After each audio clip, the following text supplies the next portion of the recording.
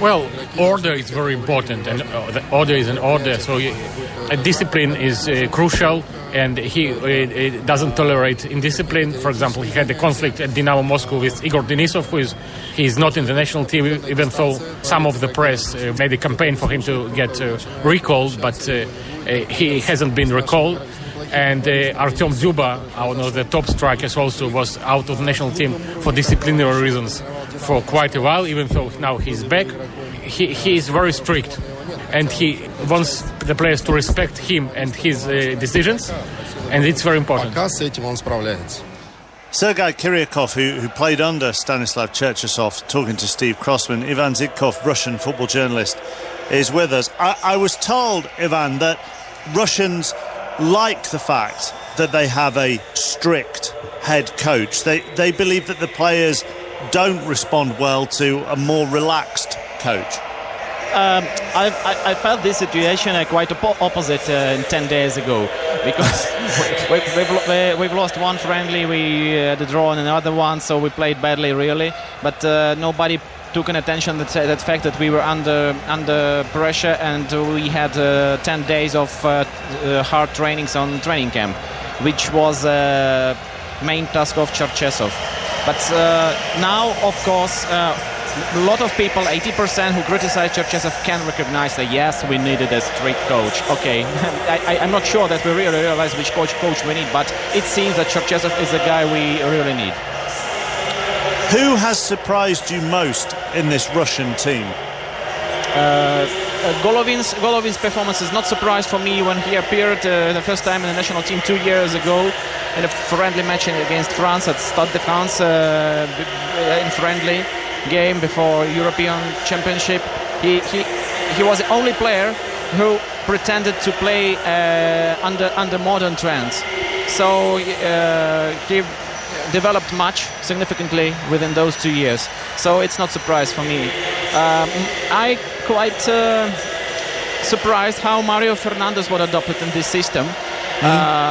I was a little bit afraid that it will be a problem for him that Zagoyev was missing after the first 15 minutes of World Cup, because they played very good combinations from CSK Moscow, so understood each other well. But again, it was as Egypt match showed, it wasn't a problem anymore. But Mario Fernandes is not on the pitch today. It's an option to check Igor Smolnikov, more simple passer than Fernandes is. Let's see what will happen, but I'm pretty sure that Fernandes will play in playoff from the beginning. Okay, Ivan, thank you very much for joining us. Ivan Zhidkov, football journalist, Russian football journalist. Johnny sent us a text looking forward to this afternoon. We finally get to see what Russia are made of, and in particular Denis Cherchesov, who is making a case for player of the tournament. I know, Pat, in previous discussions that we have had, that this has maybe been your point, really, that this is the game where we finally get to see what Russia are made of. You haven't been able to judge too much from the opening two. Do you know, I've been hoping that, and it's exactly the same as England. You know, you've the final game against the top team, and then you realise by the time you get here, actually, it doesn't mean as much as you thought it was going to mean, because you know both teams have actually did exactly what they should do, win both games. But yeah, it will be a much bigger test. I have to kind of rewind a bit. Ivan's gone now, and his first line to you took you aback slightly, didn't it, when he said it's too hot? Yes. And he kind of stopped. The reason being is he's got redder hair than Stuart McCall. Right. You wouldn't believe it. This is a guy who really struggles in the heat. You can tell when he was walking up the stairs there. He's a great lad there. But anyway, back to the discussion there. Yeah, I think we'll find out a good bit more about some of them. But come back to what he says about, you know, I thought their best player was certainly the right fullback, Mario Fernandes, who you talked about there. Fernandes had been left out. He was hammering up and down that right wing in the first game. So yeah, they've taken a little bit out of their team, so you will find out a bit more today.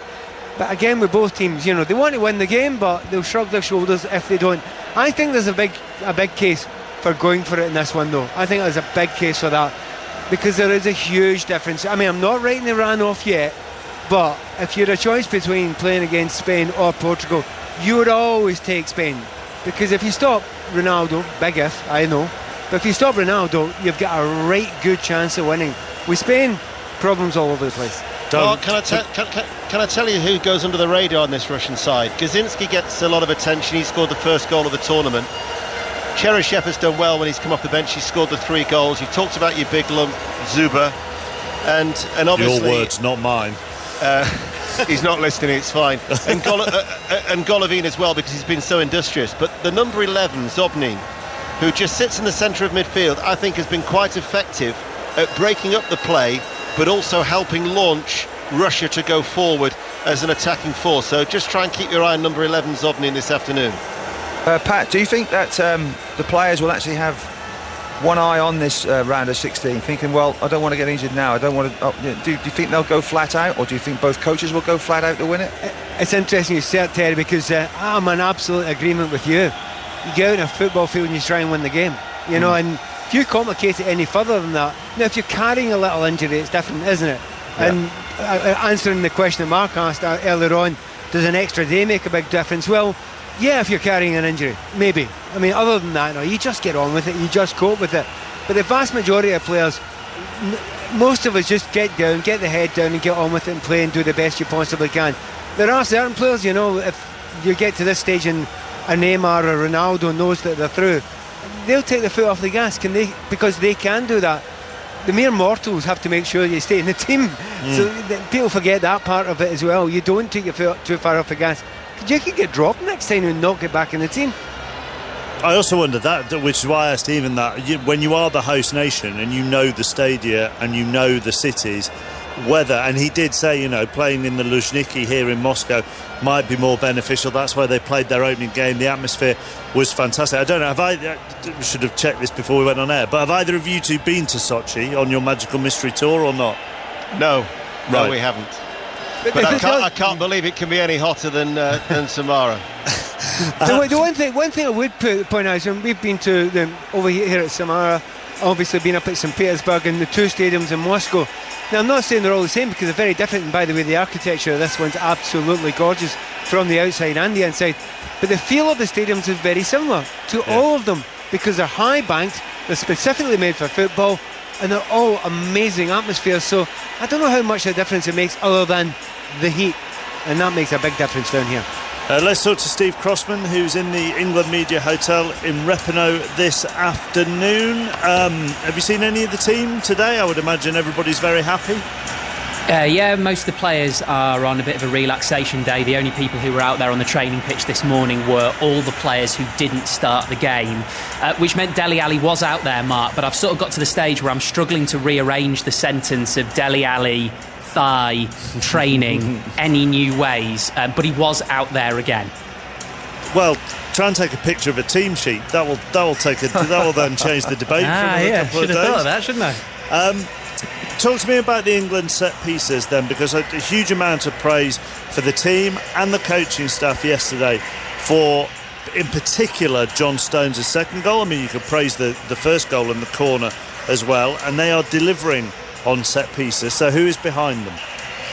This is coming from Alan Russell, who is a former striker, played in the lower leagues in England, played in Scotland as well, and he ended his career in North America, and apparently then he basically got inspired by the American sporting system and thought, you know, why isn't it commonplace in England that you have a coach for a specific position?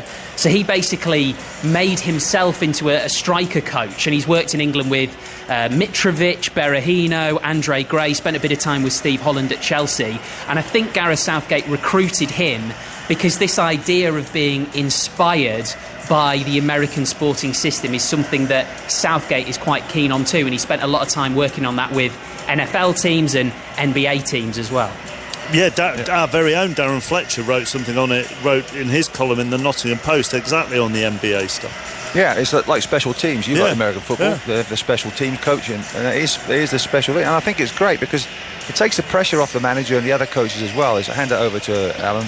Go on, Alan Russell. Go on, it's your bag now. You go and do it. And it's a new voice for the players as well, and they want to please him and please the manager. The manager will be watching, and he can step in and say yes or no. But actually, that's a great idea. If you couldn't do it at club level because you wouldn't have the money to employ him, but you have to make do. But I think for internationals and international sides, I think that's bang on. It's really, really good. And it's another feather in Gareth's cap. he's got a lot of feathers in his cap at the moment. He's got, it's like a do you know when Alan Russell came on board? Sorry, Ian. Do you know when Alan Russell came on board? At the time, we thought it was a masterstroke just to try and wind up those north of the border. But he's actually been with the English FA ahead of the World Cup qualifier against Scotland at Hampden. And we were at Burton watching them train, and we heard a Scottish voice. And we thought, who's the Scottish voice on the training pitch? And it was Alan Russell. So we had a brief word with him, and as Steve quite rightly says, it came across from North America.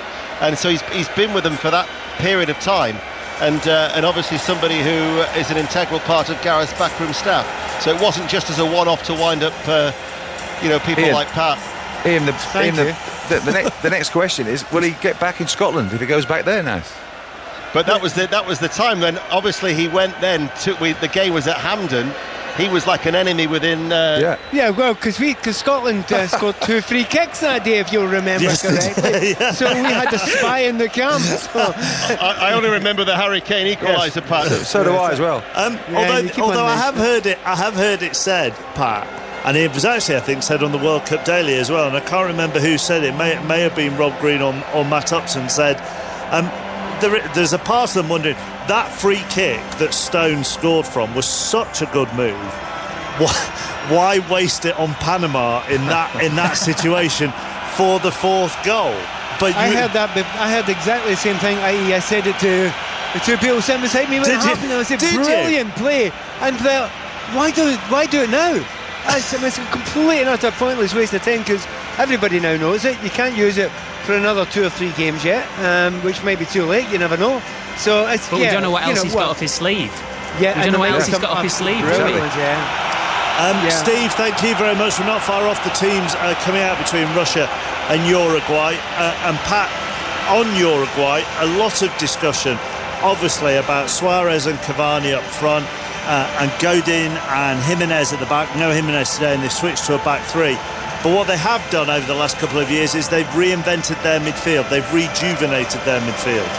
Yeah, they've kind of, if anyone's gone under the radar for a lot of people, it probably has been them. And if you look at the teams that they come from, and Vicino's from Inter and Bentancur, we've watched a lot of them over the years. He's at Juventus. So they're top quality players that they're in that midfield just now. But we always keep on looking at the back because we know they can defend, and they are a brilliant defensive unit. And of course we can't help but look at Suarez and Cavani. Suarez and Cavani are still mega important, and the big thing about them, when they work together, they are fabulous, but they don't always work together. And even at the start of the first game, I was thinking, are you two going to actually pass to each other at some point? When they finally did, it was absolute gold dust. So I think that's what I'll be watching out for today, is the link up between the Barca and PSG strikers. The other game in this group, Saudi Arabia against Egypt, it kicks off at the same time as Russia-Uruguay. Just one line of note from this game: Egypt's goalkeeper is going to be today Essam El Hadari, and when the whistle starts and he begins the game, he will become the oldest player in World Cup history. He is 45 years and 161 days old. The teams are coming out for our game though. Russia against Uruguay. The atmosphere sounds absolutely amazing in the background, and your commentary team here on 5 Live, Pat Nevin and Ian Dennis. Thank you, Mark. There's hardly a cloud in the sky. It is a beautiful day. It's extremely hot, 32 degrees. I would imagine we're going to have drink breaks if it stays as hot as that during the course of the game, as we now stand for the national anthem. Not Russia first. You'll know when it's the Russian national anthem. This is the anthem for Uruguay.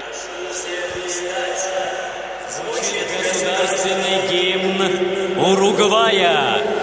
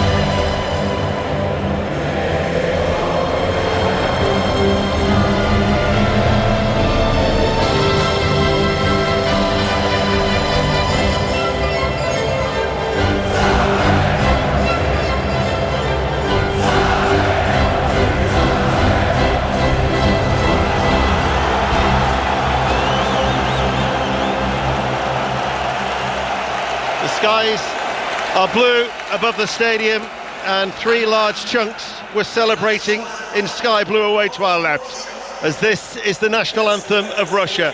5 Live. We're live in Samara.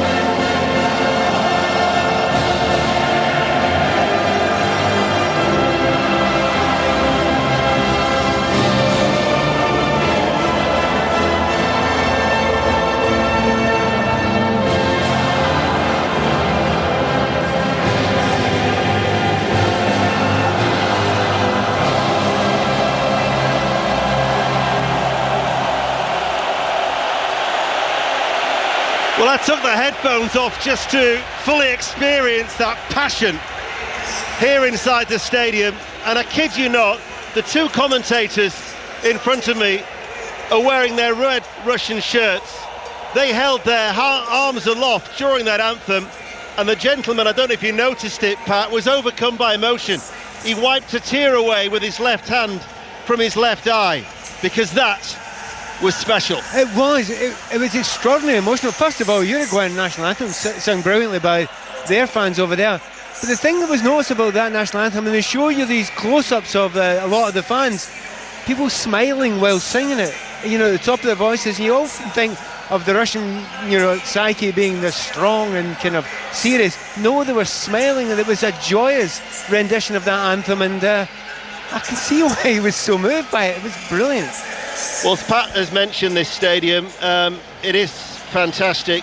Basically, when in the days of the Soviet Union, Samara was known as Kubyashev. It was a closed city, and it was founded with the aviation. It was also integral to the Soviet space program. In fact, Vostok was the first manned spaceship to orbit. That was built here. So the stadium is a metal dome inspired by the space exploration. It resembles a spacecraft, if you like, when you approach it. It's like a starry shaped dome, but it's quite deceiving because you think it's quite flat as a result, but inside it's compact, 2-tiered, and it is a special place. It's a beautiful piece of engineering and architecture. It's kind of odd thing at the back. They don't use every millimetre of space because the seats at the back are kind of waved. So they could have got more seats in there, but purely for the architectural beauty, they've left it that way. And it just adds to it. It is a brilliant place to watch a game of football. And as ever, just the whole stadium works. It's very roomy and airy and everything. It's, well, not airy today, at 32 degrees, I'll give you that. Tell you what, did a bit of walking yesterday in the sunshine. Don't need to walk today. You'll be just losing weight just by being in. It's like a sauna inside this stadium. Thankfully for the players, the sun now has moved off the playing surface. Russia in all white, Uruguay in their sky blue shirts, the navy shorts. The teams, Akinfeyev is in goal for Russia. They've made 3 changes. They've taken out the 2 fullbacks, so Smolnikov and Kudryashev come in to replace Fernandez and Zhirkov. They've kept the 2 central defenders, Ignashevich and Kuchipov, Zobnin, Gazinski and Samedov in the midfield with Cheryshev, and Alexei Miranchuk comes in just behind Zuba, and that instead of Golovin. There are 2 Miranchuks. The other one is his Anton, who's on the bench. As they're the 3 changes that Russia have made. Uruguay have made 4 changes. Jimenez isn't fit, he's injured.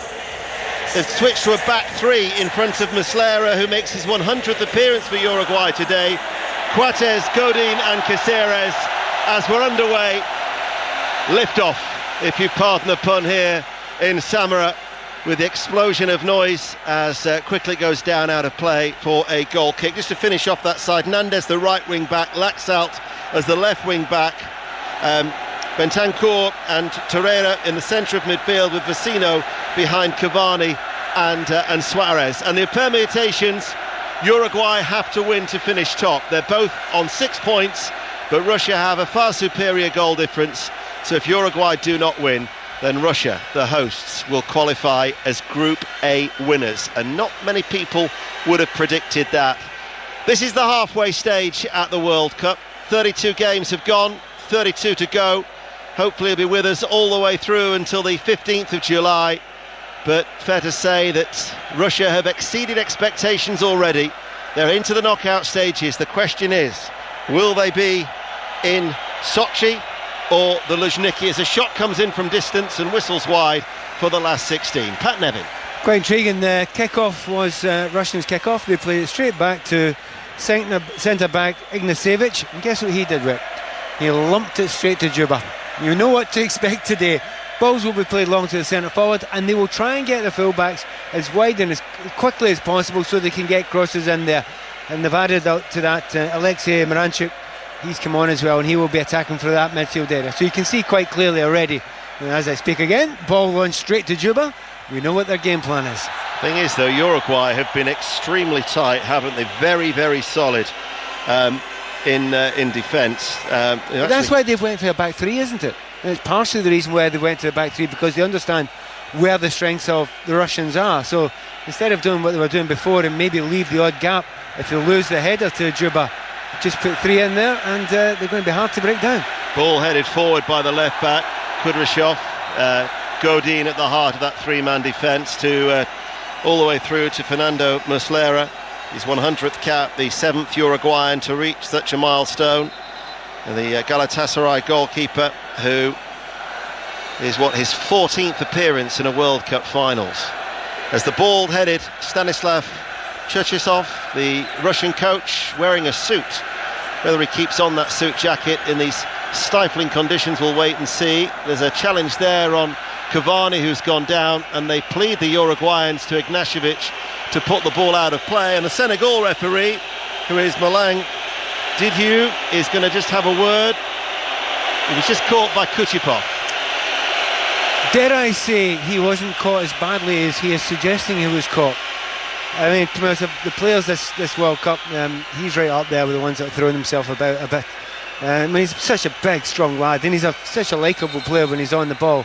But doesn't have to go to ground very, very quickly, roll about as if he's, been taken out. And I mean, the way he rolled about there, the pain he showed, he's not walking about already. They haven't finished the sentence yet.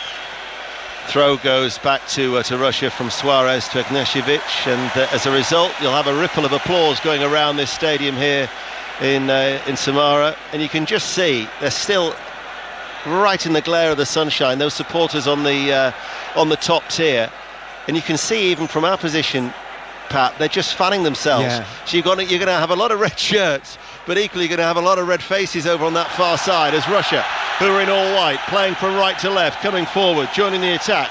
Kudryashov on this left-hand side. Zobnin. Kaczynski's in field if he needs him. Kuchipov in the centre circle. Forward ball out towards Samidov. Just pops up a little bit for the player on the right-hand side. Back to Kuchipov. Miscontrolled it. Gets the shout from Akinfeyev. And now back with a central defender on that far side. As he's closed down by Cavani, he plays it long. And Big Zuba's going to chase after that one. Tries to be marshalled out by Godin. And indeed it is. The two of them have a little bit of an embrace. A goal kick, 0-0. He does it all the time, Juba. He goes and has a big, strong challenge on any centre-back, doesn't care who. And sometimes he comes off better, sometimes he comes off worse. But he always goes and shakes the hands as if to say, look, this is the game, this is the battle. I don't mind it. Give me as hard as you can. I'll take it and I'll give it back, and we should be still friends at the end of it. By the way, I've not seen him kick a ball yet so far in this game. But just the movement of Miranchuk, first time I've watched him play, want him on the ball. I really want him on the ball. I want to see what he can do. He looks like a really nice player. He's primarily left-footed, plays for Lokomotiv Moscow. He can either play as a number 10 or he can play a little bit further forward as well. He's mentioned his brother, his twin. He's the taller one of the two at 6 foot.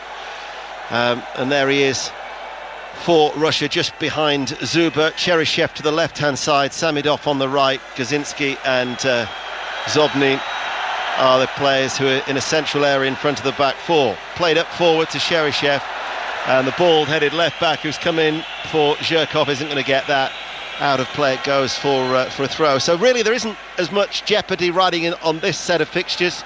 The final set of fixtures in Group A, Saudi Arabia against Egypt. That'll be remembered, as Mark Chapman quite rightly said.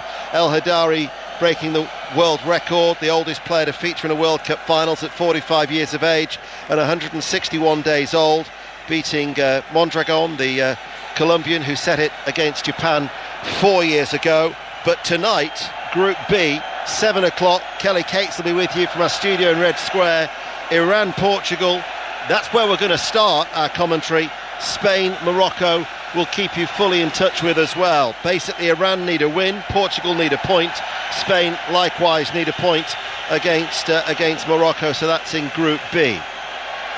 This is Group A, where these two sides have already qualified, and the ball lacks out Godin, and now with Nandes. Forward on this side, Caceres. Back to Coates. And to Godin. Godin is forward. Lacks out on that far side, the left, with his long braided hair. Going forward was Luis Suarez getting the run and getting a throw for Uruguay. 0-0, Pat Nevin. It's kind of been sparring up until now. You know, no, they're not going absolutely full at it, but I think they're trying to suss each other's systems right at this point in time. And at the moment, no one's actually winning it. However, good break here. Zuba. Cheryshev makes the run. Found. Diagonal left. Ball out to the left, along the ground. Cheryshev, though, is stopped by Coates.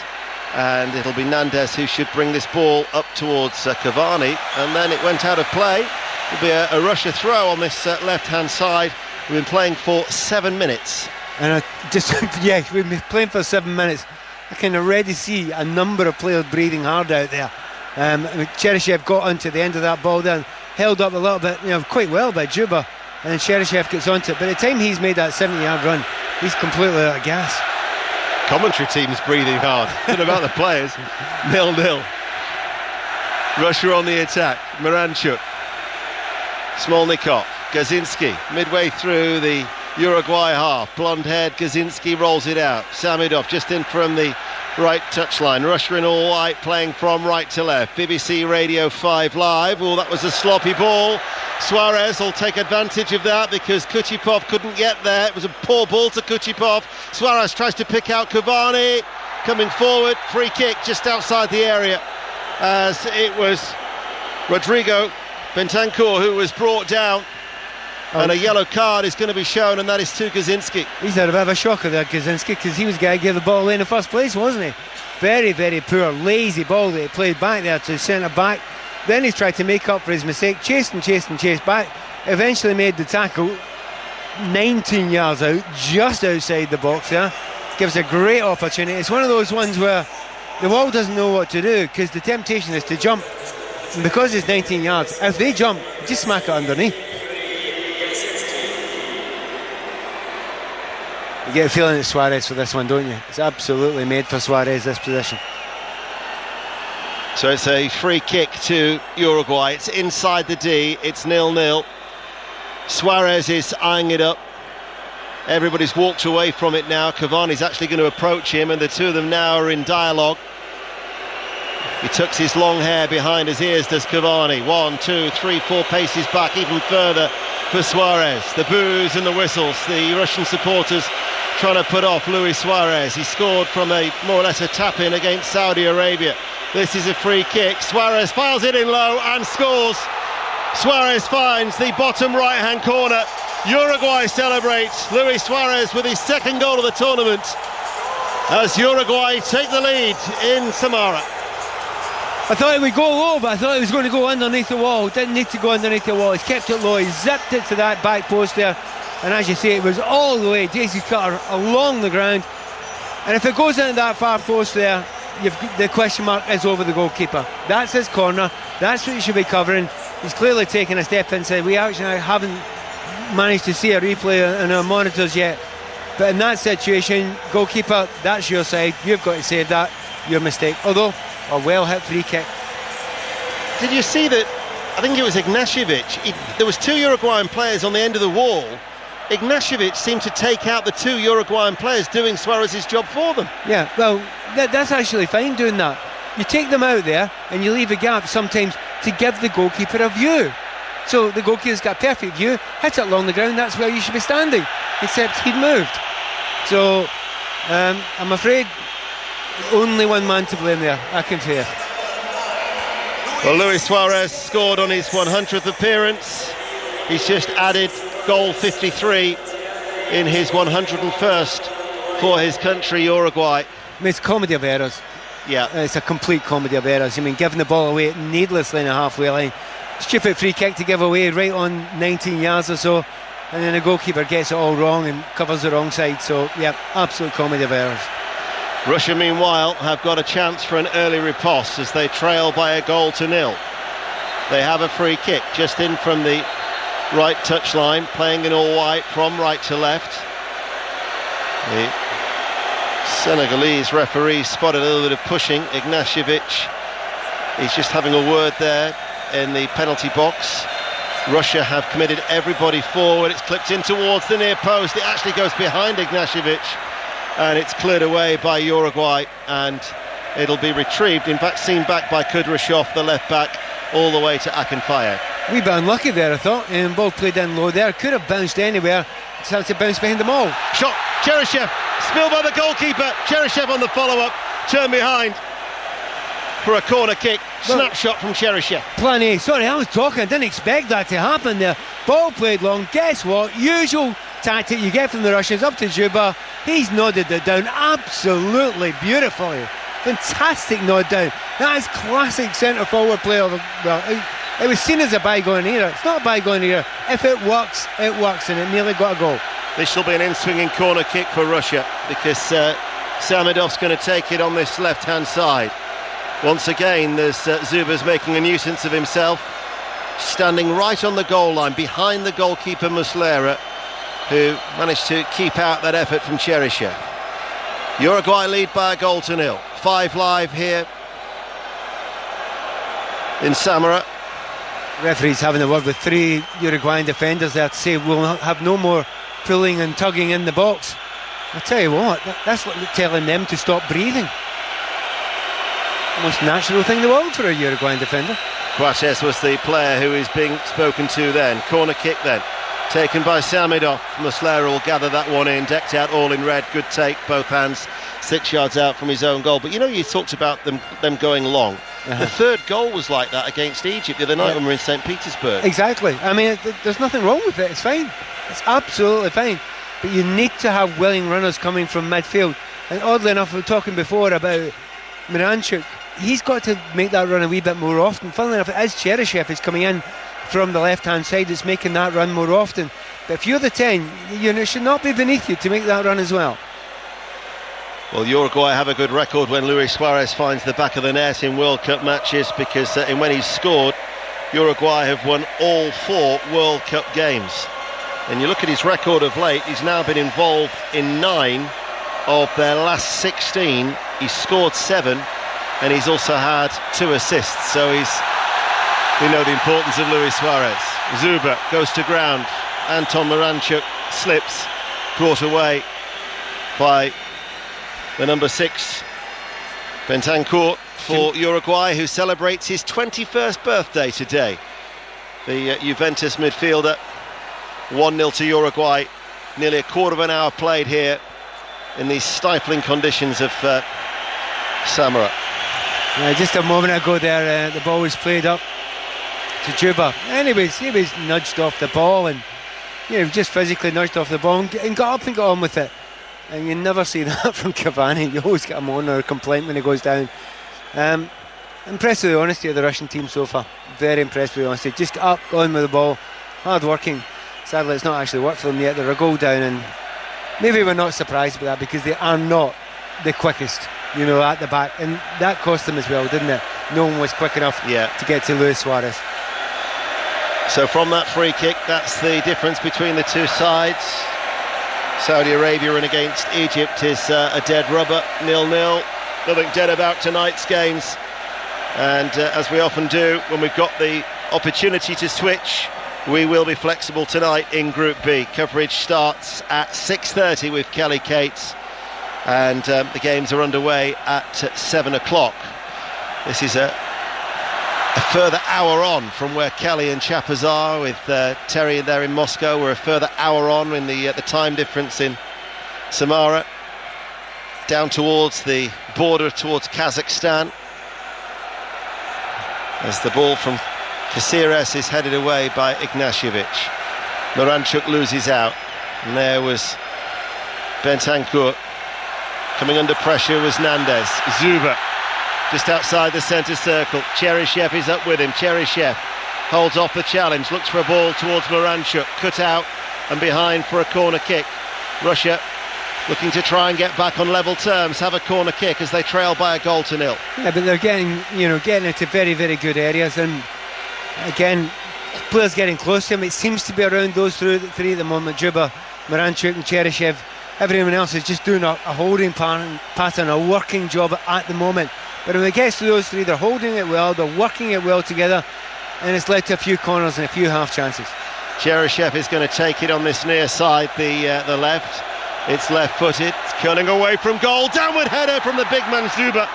Bounces down and over and out for a goal kick as Uruguay lead by a 0-0. I got a little bit of stick the other night. Some people were suggesting I was talking about Salah too much, and you'll think you're talking about Juba too much. He's getting the ball all the time. Everything is going through him.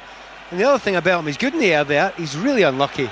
The ball was actually bounced and went over the top of the crossbar. Had it not bounced quite so high, it was in the net, and there was nothing the goalkeeper could do.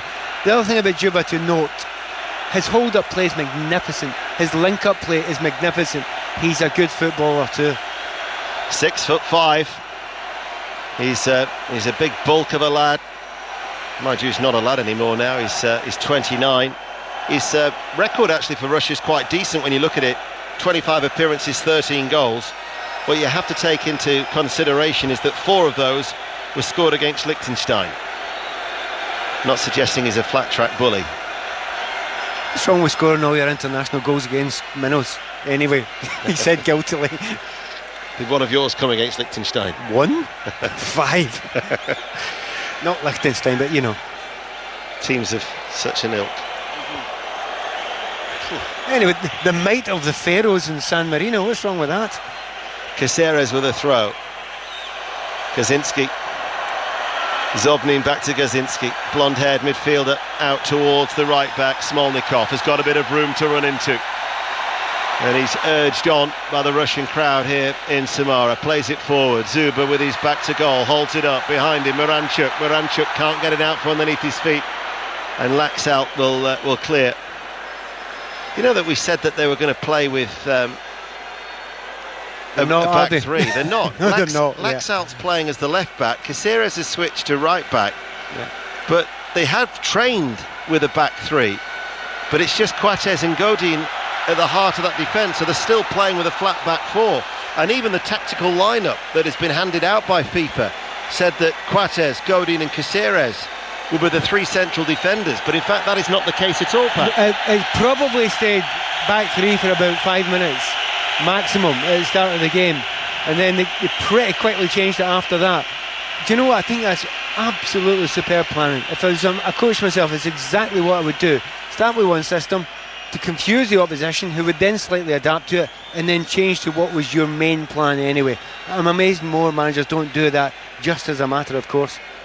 That's the voice of Pat Nevin, as here we are in Samara with Uruguay leading by a 0-0, and Luis Suarez with the goal as he's beaten to the ball there by Ignashevich, who just clatters it away downfield, and chasing after that is Zuba, and Coates in for the injured Jimenez, just lifts it across to Godin, and Godin taking his time as they look for a 6th successive clean sheet. They've kept 5 in a row, which is the first time since 1980-81. The national record is actually 6, which was set between July 69 and March 1970. However, the teams they played against: Czech Republic, Wales, Uzbekistan, Egypt and Saudi Arabia. as Nandez was caught. And despite the sight of Oscar Tabarez with his crutches, which haven't hindered him throughout this tournament, he's hobbled his way, leaning on them with his right hand and still getting the instructions across to Caceres. 71 years of age, he has taken Uruguay to the knockout stages in all 4 of his World Cup campaigns, because this is his second spell in charge of Uruguay. He was in charge of them at Italia 90, and battling against a syndrome which attacks, I think I'm right in saying, the nervous system. The 71-year-old doesn't want anything to do with that when he's asked about it in the press conferences, battling on manfully and doing a sterling job for Uruguay, and quite rightly he's known as the El Maestro in Uruguay, who lead by a goal to nil, and as a result will be going to finish top of Group A, because that was the scenario, the only way that they could finish top. And Suarez's free kick after 10 minutes is the difference between the two sides, as Nandez gets a free kick for the Uruguayans. Yeah, they've not actually had that many dead balls, free kicks or corner kicks, and but when they've had the little opportunities, particularly that one from Suarez, they've made good use of it. Oddly enough, so far they've held very little from Cavani. No great involvement from him yet, which is always a worrying sign, because we know the capabilities of Cavani. He usually takes 2 or 3 chances to actually score, one goal. Mo Salah has just given Egypt the lead against Saudi Arabia in that dead rubber, the other game being played in Group A. Once again, there's a lot of pushing and jostling taking place in that penalty area. Uruguay to take the free kick. It's curled in from the right hand side, and Zuber is back there to head it, and it goes behind for a corner kick from that ball that was whipped in from this right hand side by Lucas Torreira. Yeah, they look very relaxed about things, don't they, Uruguay? I think they feel to their thoughts they've got the Russians exactly where they want them, and just in our left eye we can see that goal by Mo Salah. 2 goals for Mo Salah, and he's not even fully fit yet. Well done him. Torreira then to take the corner kick for Uruguay, who lead 1-0, right-footed. It's an away swinger. Zuber once again is there, comes out to Laxalt, takes a deflection and goes past Akinfeyev, and Uruguay increase their lead and may well be finishing top of Group A. Took a deflection. It was a significant deflection away from Akinfeyev. 2-0 Uruguay. That's a wee bit harsh on Russia, let's be fair. It's a deflection, nothing the goalkeeper can do about it on this occasion. The balls came out. I was just saying they've had very few opportunities, but they're making good use of those few opportunities. Well, that's 2 goals up just now. They haven't completely dominated the game by any stretch of the imagination, but they've got quality players in attack. They've got a little bit of luck with them as well. The ball is smashed in there, and it comes off one of the defenders. Is it Cheryshev? Cheryshev, yeah. I don't think he'll want another goal at this point in time. It's an OG for him, or maybe he could give it to the striker there, but I'm not sure that's going to even reach the goal, because it wasn't particularly well hit on that occasion. But it's a bit of a downer for the crowd, because they were getting behind their team very, very well there, but taking deflection, it's almost hit the inside of the post. Nothing Akinfeyev can do about it. Wait to see whether it's actually credited to Diego Laxalt, because if it is, it would be his first goal for his country, or whether it goes down as a Cheryshev own goal. But Uruguay are 2-0 up here in the heat of Samara, and Uruguay looking to win 3 group games. They've never actually won all 3 group matches since the change in format, because in 54 they only competed against 3 nations. So they're certainly in fine form. They're scoring goals up front, and more importantly, they're keeping it tight at the back. Yet to concede, remember, in 2018 World Cup. I think that's a statistic that many of the Russians really don't want to hear just now. You need to try and get 2/3 goals. Well, 2 goals really. And against a defence that looks perfectly organised, capable to go back into a back 3 now if they fancy doing that and killing the game completely. They're not showing us any signs of doing that yet, though. Just looking at the giant TV screens at either end of the stadium here in Samara, and it was interesting that although it said 2-0, Suarez 10 minutes for the first goal, they actually haven't put up who scored the second. But Uruguay 2-0 up 25 minutes in, and all of a sudden now the heat is a factor, because they won't want to expend too much energy trying to chase a game. You wouldn't think when you're thinking they're already through. Yeah, and in many ways, it's exactly the same for both sides. The Russians thinking, should we go and absolutely destroy all our energy now in a game like this, in a day like today, when it's unlikely it's going to develop anything, and the Uruguayans, why should they chase it? There is no need for them to chase it just now. And I was just about to say it's taking the wind out of the sails of everyone in here, but there is not a breath of wind here to take out the sails. No, there isn't. And there was just a cry from the Russian supporters as well, almost in defiance, as they're still firmly behind their side, despite trailing by 2-0. But still, it's a Russian side that has exceeded expectations. The crunch game was always going to be against Egypt, where we were the other night in St. Petersburg. They came through that to book their place in the last 16, as that was a little bit late. Nandez on the left back, Kudryashov, and that'll be a free kick as Russia trail by 2-0. I mean, it's quite early to say, Ian, but you got to think they need a goal back before half-time if they're going to make a game of this, because you can just see the Uruguayans killing this game off. Sitting back a little bit, wanting to play in the break, and they know they've got the pace of the defence. Ball in field. Zuber. Moranchuk couldn't take it into the penalty area. Stopped by Nandez. A little bit late there. Smolnikov on Cavani. Uruguay will try and come forward. Smolnikov is back. He goes to ground, and the referee will actually say that will be a yellow card, will it, for the Russian right back? Yes, it is, for the earlier foul on Cavani. Good refereeing from the Senegal referee, as Smolnikov is booked and joins Gazinski in the notebook there. 27 minutes played. What on earth are you doing, Smolnikov? You go and thump through a player at the back. The referee's said play on. You're probably going to get a yellow card, ain't you? So what do? You run away and boot the next player that you get near to as well. I think Russia blood to the head there for the Russian. That was utterly stupid. 27.5 minutes played. Russia trail by 2-0. Akinfeev strikes it downfield. Moranchuk back to Zobnin. They've given the ball away. Suarez in field now. This is an opportunity to increase their lead. Cavani from close range after Bentancur's effort was partially stopped, and Russia will deal with the danger, and now they can break through. Smolnikov, but Uruguay threatening a third. That's what they've got to be careful of, because they have built up momentum, Russia. If they are going to suffer a defeat, they don't want now to make it a heavy defeat, to kill any optimism that had been built up here in the country of Russia. It'd be really, really sad if it happened to them, but the way they're playing just now, they've got two centre-backs and they're marking man for man against Suarez and Cavani. That's far too dangerous. They're not good enough to do that. If you do man-on-man on them two, you're going to lose goals. You're certainly going to lose chances, but you're almost certainly going to lose goals as well, because Cavani fancies getting on the score sheet again, and we know Luis Suarez likes the odd goal, and he'll not be very, very happy that he's not in the running at the moment for the top goal scorer. Cheryshev tries to cut inside. Kudryashov is behind him, lifts the ball in too deep. Samedov have made the run towards the penalty spot area, and as it goes out towards that far side, the Russian right, it'll be cleared away by Laxalt.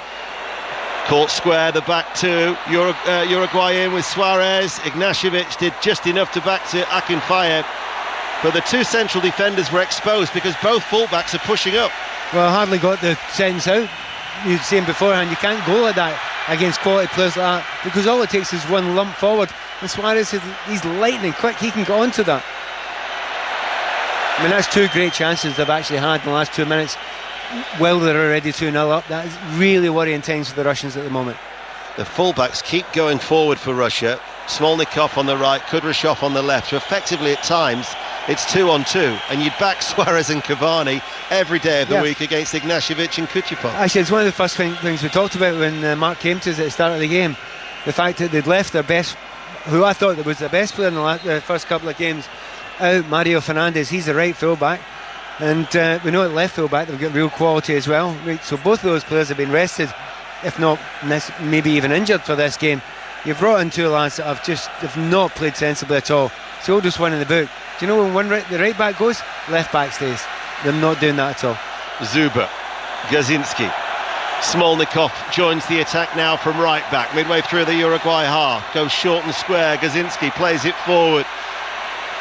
Unable to get that ball under control was Cheryshev. Kept alive though over on that far side with Samidov. Making the run forward is Zobnin. Zobnin goes down under a challenge. Free kick for Russia, trailing 2-0 as we have 15 minutes to go to half time. The temperature must just be under 32 degrees because they're yet to have a drinks break. Yeah, it's a bit harsh on them, that, because it's boiling out there. And just a moment there, the referee's given a free kick on the far side. They're a very dangerous area. They will put the ball in, the Russians. What kind of jumped out at me right away is the assistant referee who's over the far side and just yards away from it, facing the play, gave nothing.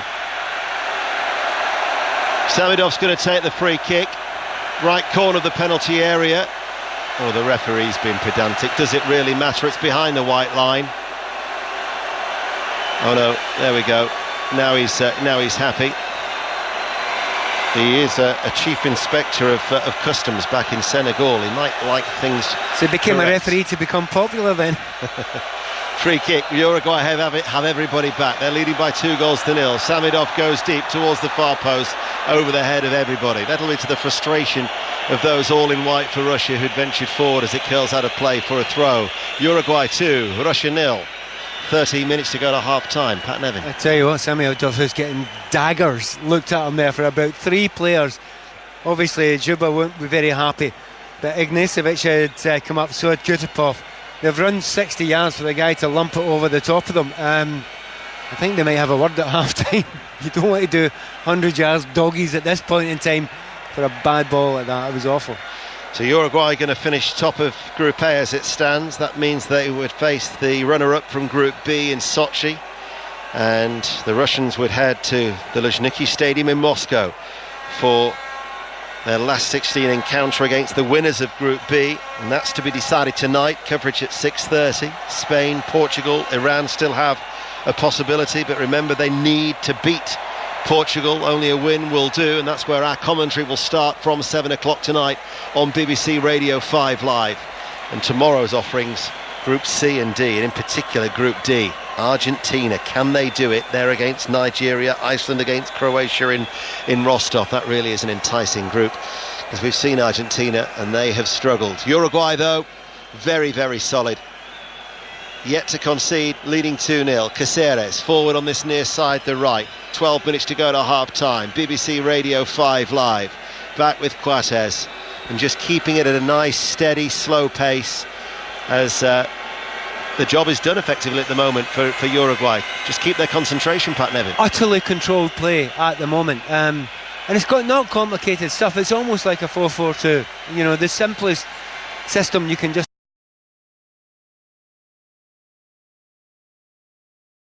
into all those areas, maybe not quite so the front two, but everyone looks compact and composed and knows their own jobs. It is the easiest system, and the wily old Tavares knows exactly what he's doing. Zobnin breaks up the play for Russia, out to Cheryshev on this left-hand side. Cheryshev will switch flanks. Smolnikov has made the run, he's done well. Oh, I was about to say he's done well to keep the ball in play, but as he jumped and it dropped around knee height, it just ballooned off his right foot and out of play for a Uruguay throw. 2-0. He's not monumental. I mean, it's not huge impressive for that right hand side there. He has to come on if he's going to keep his place. He has to make sure he plays brilliantly, because he's got the best player in the team whose place he's keeping warm just now. But so far at the moment, he just looks like one of those dogged little tacklers you get now and again. You could maybe stick him in midfield or at fullback. He's already been booked. He's not showing a great touch just now. Nothing wrong with his attitude, you know. Work rate's absolutely fine, but I don't think he's adding a lot to the team. Flicked by Cheryshev, tries to play in Zuba. Cheryshev, no, the referee's stop play. Given a free kick there for the in the build-up to that for a foul, and that'll be a Uruguay free kick, which again they're in no real hurry to take. 10 minutes to go to half-time. Don't forget, by the way, the World Cup Daily podcast with Mark Chapman and Kelly Cates still remains at number 1 in the charts. The Love Island one is slipping down the charts now. Simon Mayo's book one is the closest challenger to Chappers and Co. Chappers and Kelly, Chappers and Cates. Little duo. It's available to download every morning. Today's featuring Frank Lampard tomorrow morning, Yaya Toure. Oh, they're getting the names on without an absolute doubt. Hey, where's Commode and Mayo if you're going to give us all the top 10? They're usually up there. Flicked on by Zuba. Russia trail by 2-0. Ball played out to Laxalt, the left back. Long braided hair, looks to go on the inside of Smolnikov. Smolnikov, who's been booked, made the challenge. He said he got the ball. The referee is reaching for his book, and Smolnikov is shown a second yellow card, and it's followed by a red. Smolnikov is dismissed. You thought I was being quite hard on him a minute ago, didn't you? When I went on a bit of a rant that I'm not impressed by him. He's adding nothing. He just looks like one of those dogged little players who just goes and attacks. But I've just been totally unimpressed. He does not look capable of this standard just now. He's been stuck on that one. He's throwing in 3 tackles now, all of which will have been completely and utterly unnecessary in this situation. And if you do that, it's stupid, because all your teammates now have got this heat. They're all going to be exhausted now. They're all going to be chasing shadows for the rest of the game. It was madness to go in for any of those tackles. Never mind the 3, not 2, the 3 that he went in for. Well, Smolnikov is sent off. Russia, the host nation, are down to 10 men, and maybe a player. I mean, he wouldn't play in the knockout stages because Mario Fernandez is the first choice right back, but a player who maybe that Stanislav Cherchesov was wanting to keep fresh for the knockout stages is now going to have to come on. And in fact, Fernandez is stripped and ready for action, so they're going to make a change as the free kick is delivered towards the far post and too deep. Uruguay leading 2-0, Russia are down to 10 men, and we have 8 minutes to go to half time, and it's going to be the player who's going to come off is Cheryshev. So Cheryshev is sacrificed for Mario Fernandez, who will go in at right back for Smolnikov, who's been dismissed. Interesting change. I mean, the more obvious change was from Miranchuk to take him off, because after the early signs of looking as if he's a clever player, no involvement in the game for a good period of time now. Whereas Cheryshev has been putting a real shift in. He's been the closest to scoring a goal for the Russians up until now, and he's worked a very good understanding with Juba. And it tells me something that Cherchesov is just wanting to settle this down. That's all he wants to do. No embarrassments. Keep this, sensible. He's not chasing this game at all. I don't know if you ever watched. There was a drama on Sky Atlantic, I think it was, called Riviera, and there was a character in there who was bald with a moustache underneath. He's a dead ringer, Stanislav Cherchesov, for the actor who played.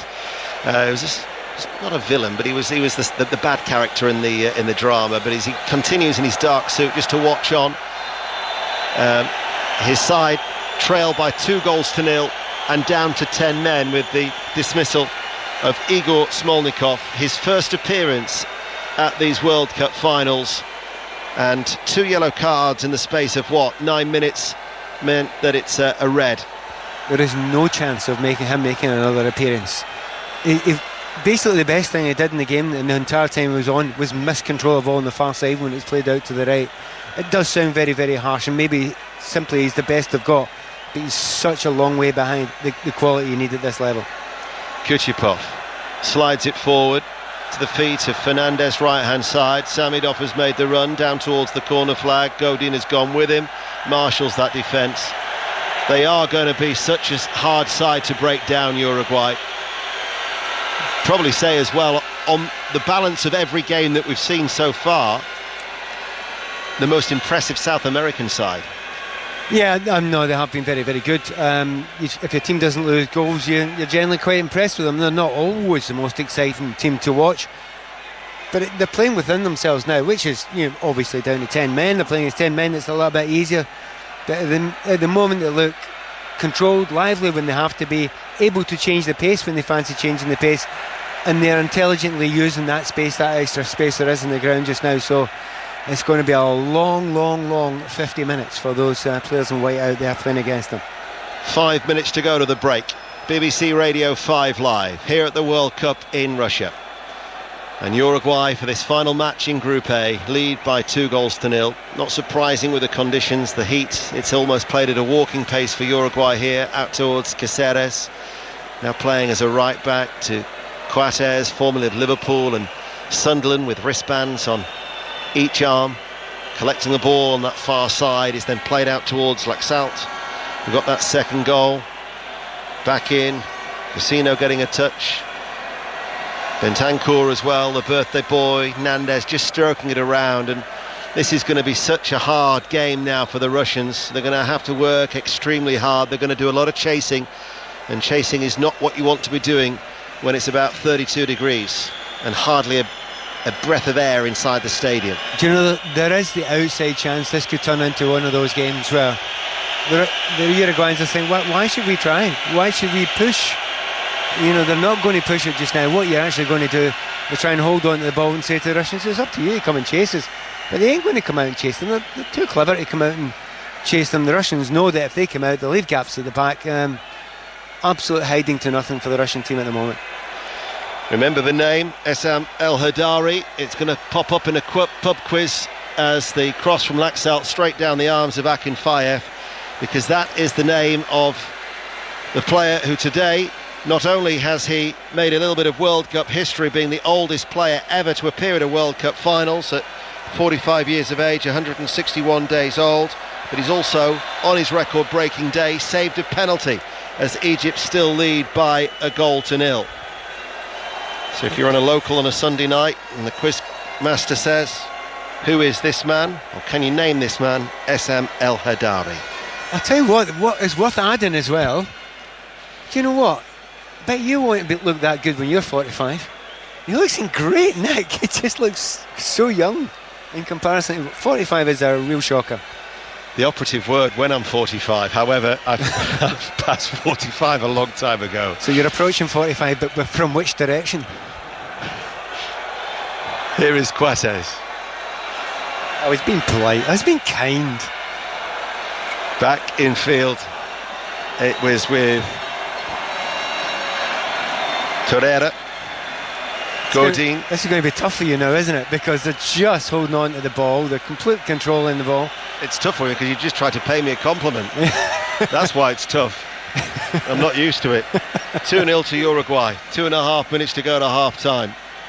It'll be barbed and it'll be hidden. Oh, I know that. Free kick that Russia will take. Just looking at some of the faces around, there's a lot of fed up looking Russians who've been excited and looking forward to this, and obviously locals as well, and some are, you know, they're maybe not getting so many games down here from the Russian national team, and they were expecting a big celebration. They gave them a big lift at the start with that fantastic rendition of the national anthem, and it's really has been a bit of a downer for them these last few minutes. But you never know, where there's life there's hope. They need an early goal and Uruguayan sent off, and they've got a chance. Zobnin comes forward. Zuba is the player who's actually out left, but the big man's not going to get that, and it runs away from him with his pace isn't one of his attributes as it goes out for a goal kick, and Uruguay comfortably leading by 2-0. They had Costa Rica, Serbia. In fact, the Senegal referee actually took charge of that game. Serbia won by 1-0. They had Denmark against Australia here. They've got Senegal against Colombia, which will be an interesting game to finish off that group down here in, well, a city that is southeast of Moscow. It's framed by the Volga and Samara rivers, and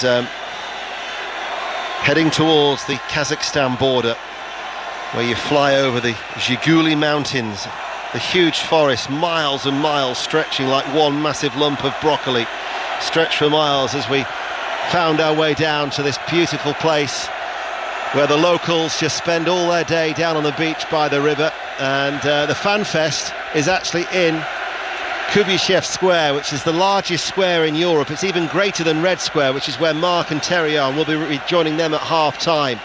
And I went to have a little wander up there yesterday to see it in all of its splendour, and in fact it's just filled by FIFA Fan Fest. Well, they'll be packed in there. However, the atmosphere won't be as vibrant or buoyant as it was certainly here in Samara Stadium ahead of kick-off, where the passion was overflowing with Russia's national anthem, but it's since been pierced, and the party, someone's popped a balloon as Uruguay lead by 2-0 with the last few seconds of this first half remaining, and Uruguay comfortably in the heat, in control. 2-0. I don't think they want to look over at the assistant referee and see any more than 1 minute. Any more than that, it'll be painful. What is? It is. It's 2 minutes. 2 minutes which we're now into. Godin across to Laxalt over on that far side. Sky blue shirts of Uruguay. Third successive victory at the group stage is keeping the ball. Might just be a case of damage limitation now for the Russians. And as a spectacle as well, it was always going to be hard because of the heat.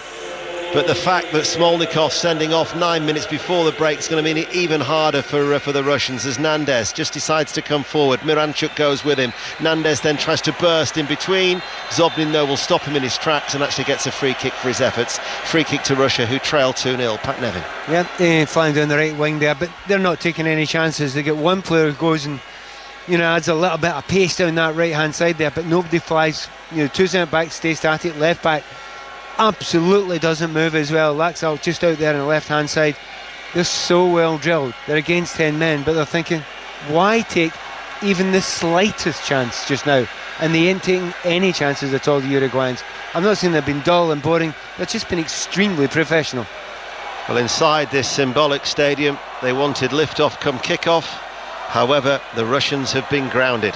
Half-time in injury time, trailing by 2-0. BBC Radio 5 Live. Akinfeev, right-footed, goes long to Zuber, who did ever so well to deliberately lay that all off with an outstretched foot to Miranchuk. Samedov comes in field. Just trying to make the run was Kudryashev, who was forward, the left back. Uruguay now will try and break and exploit that gap left by Fyodor Kudryashov on this near side, but there once again he is back. Roman Zobnin at in the midfield, covers a lot of ground. Kudryashov has actually stayed forward, the bald-headed left back. Samedov comes in field, creates space for Mario Fernandez to come forward.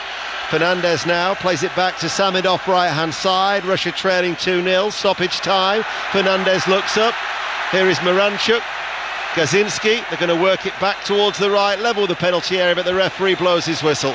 So Uruguay in control against the 10 men of Russia. Suarez with a free kick after 10 minutes, give them the lead. Laxalt's deflected shot made it 2 after 23 minutes. And then Igor Smolnikov sent off for 2 yellow cards 9 minutes before half-time. Pat Nevin. And a real disappointment really for the Russians, because they made a couple of changes and they've paid for those changes. I was having a mini Kamorian rant at Smolnikov just a few moments before he was sent off. Actually quite annoyed with him because I thought he was going to get sent off. The reason being is he was too carried away in making stupid, unnecessary challenges. And if you're a player and someone like that's in your team, and a day like today when you could leave you chasing shadows, you go in and he will apologise, but I'll tell you what, it's a hard one to take, and you almost want to give him a piece of your mind. But he's off now, and they almost just have to look forward to the next round. So there we go, Mark. At the break here in Zamora, it's Uruguay 2, Russia 0.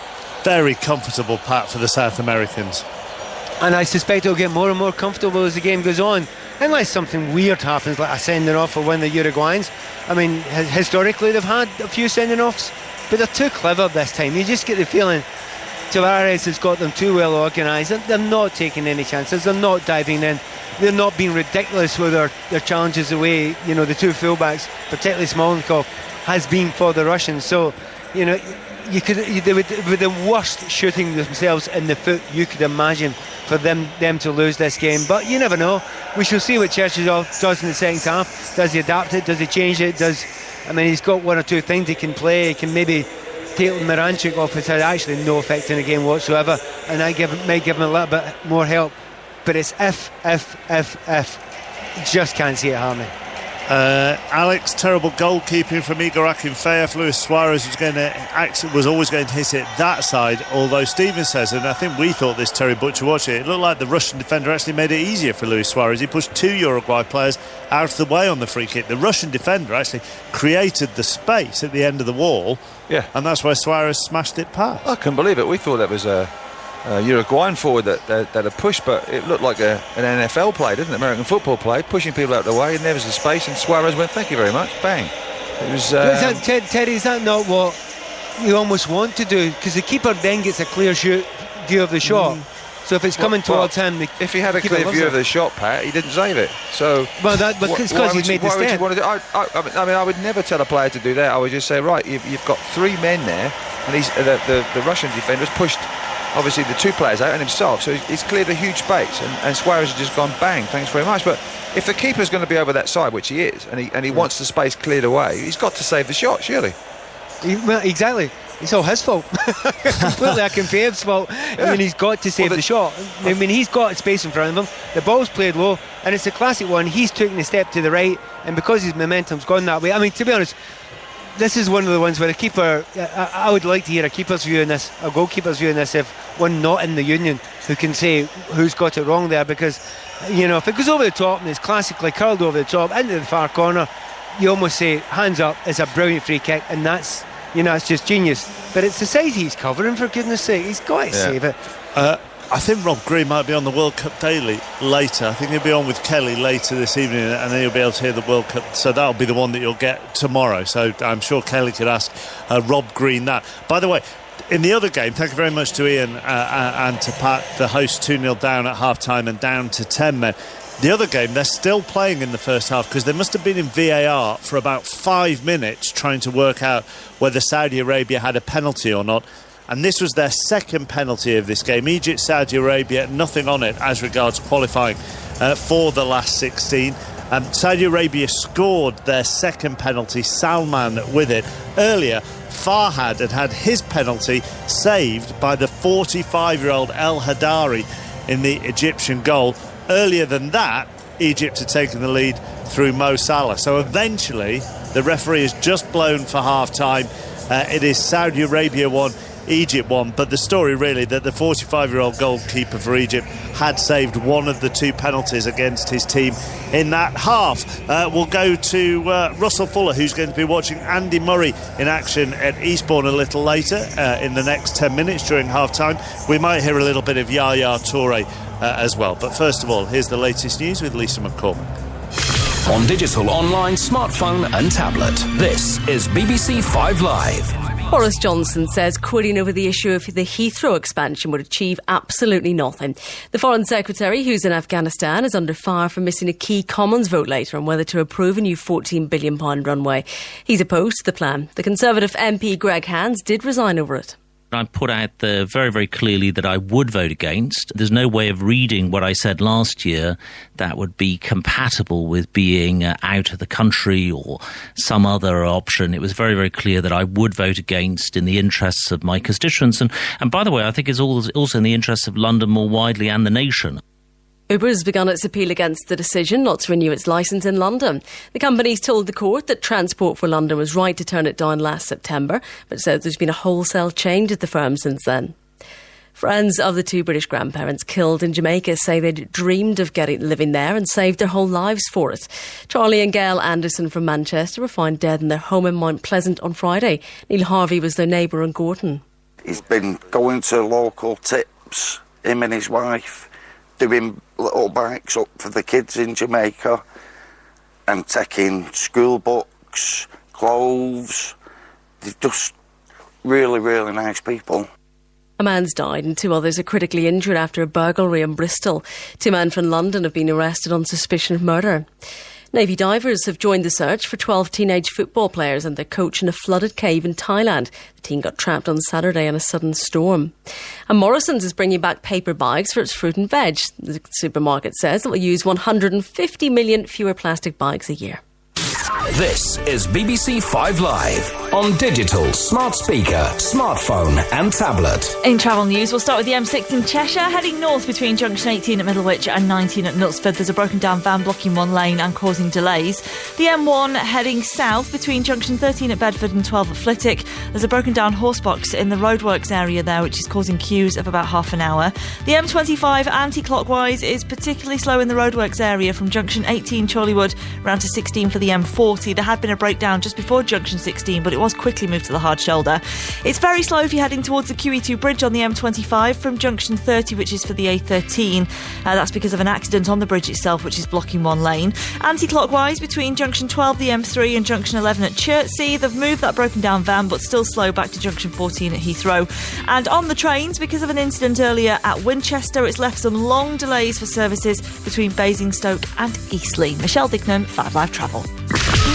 Robbie Savage's World Cup breakfast. What do you make of the game yesterday? Unbelievable. This is a Panama team who drew with Wales, so that was a big scalp. Is that the Chris Sutton? Yes, the Chris Sutton. Chris, I'm saying if I look at the route and what the nation are thinking, finishing second might be more advantageous. Well, how do you know as a nation are thinking that? Well, because I'm the man of the nation. I'm the man of the nation. I've got to say, you're not speaking for me. Robbie Savage's World Cup breakfast. Back tomorrow from 8:30 on BBC Radio 5 Live. 5 to 4, this is Mark Chapman in Moscow. Good afternoon.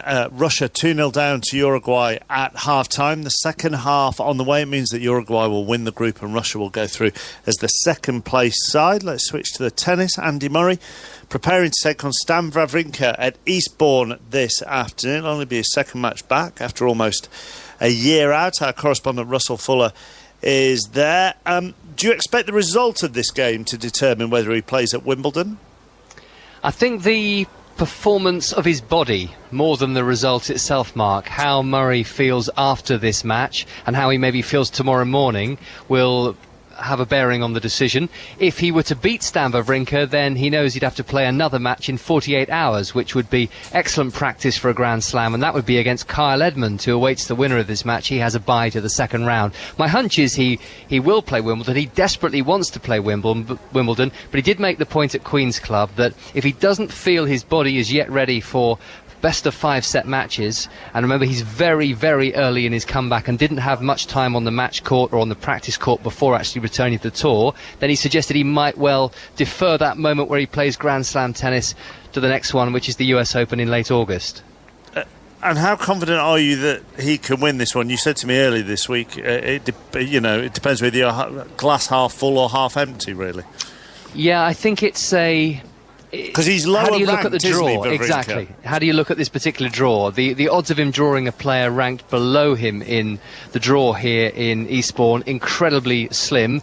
But Wawrinka comes with a lot of history and a fine record. 3 times a Grand Slam champion like Andy Murray. So it's clearly a very awkward match. Murray's the better grass court player, but Wawrinka is further down the road as he tries to return to his best level. Wawrinka had knee surgery in August. Murray had hip surgery in January. And Wawrinka was back on tour at the start of this year. He's played 8 tournaments, whereas this is Murray's second. And that might just make the difference today.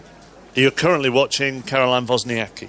She is just warming up. It's a beautiful English seaside day, blue skies, church spire in the distance. The seagulls are swooping over centre court. She's about to start against Camilla Giorgi in her first round match. Karolina Pliskova, who's the second seed, has just gone through 6-3 in the deciding set against Anastasia Pavlyuchenkova of Russia. Very strong women's field here.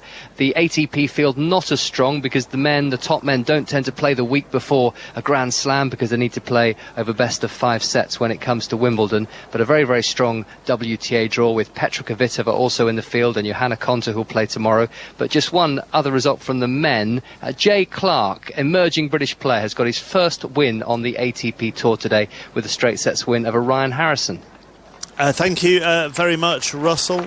Wayne Rooney's on the verge of completing his move to the MLS side, DC United. He agreed a deal in principle a number of weeks ago, but was undecided about leaving Everton halfway through his 2-year contract.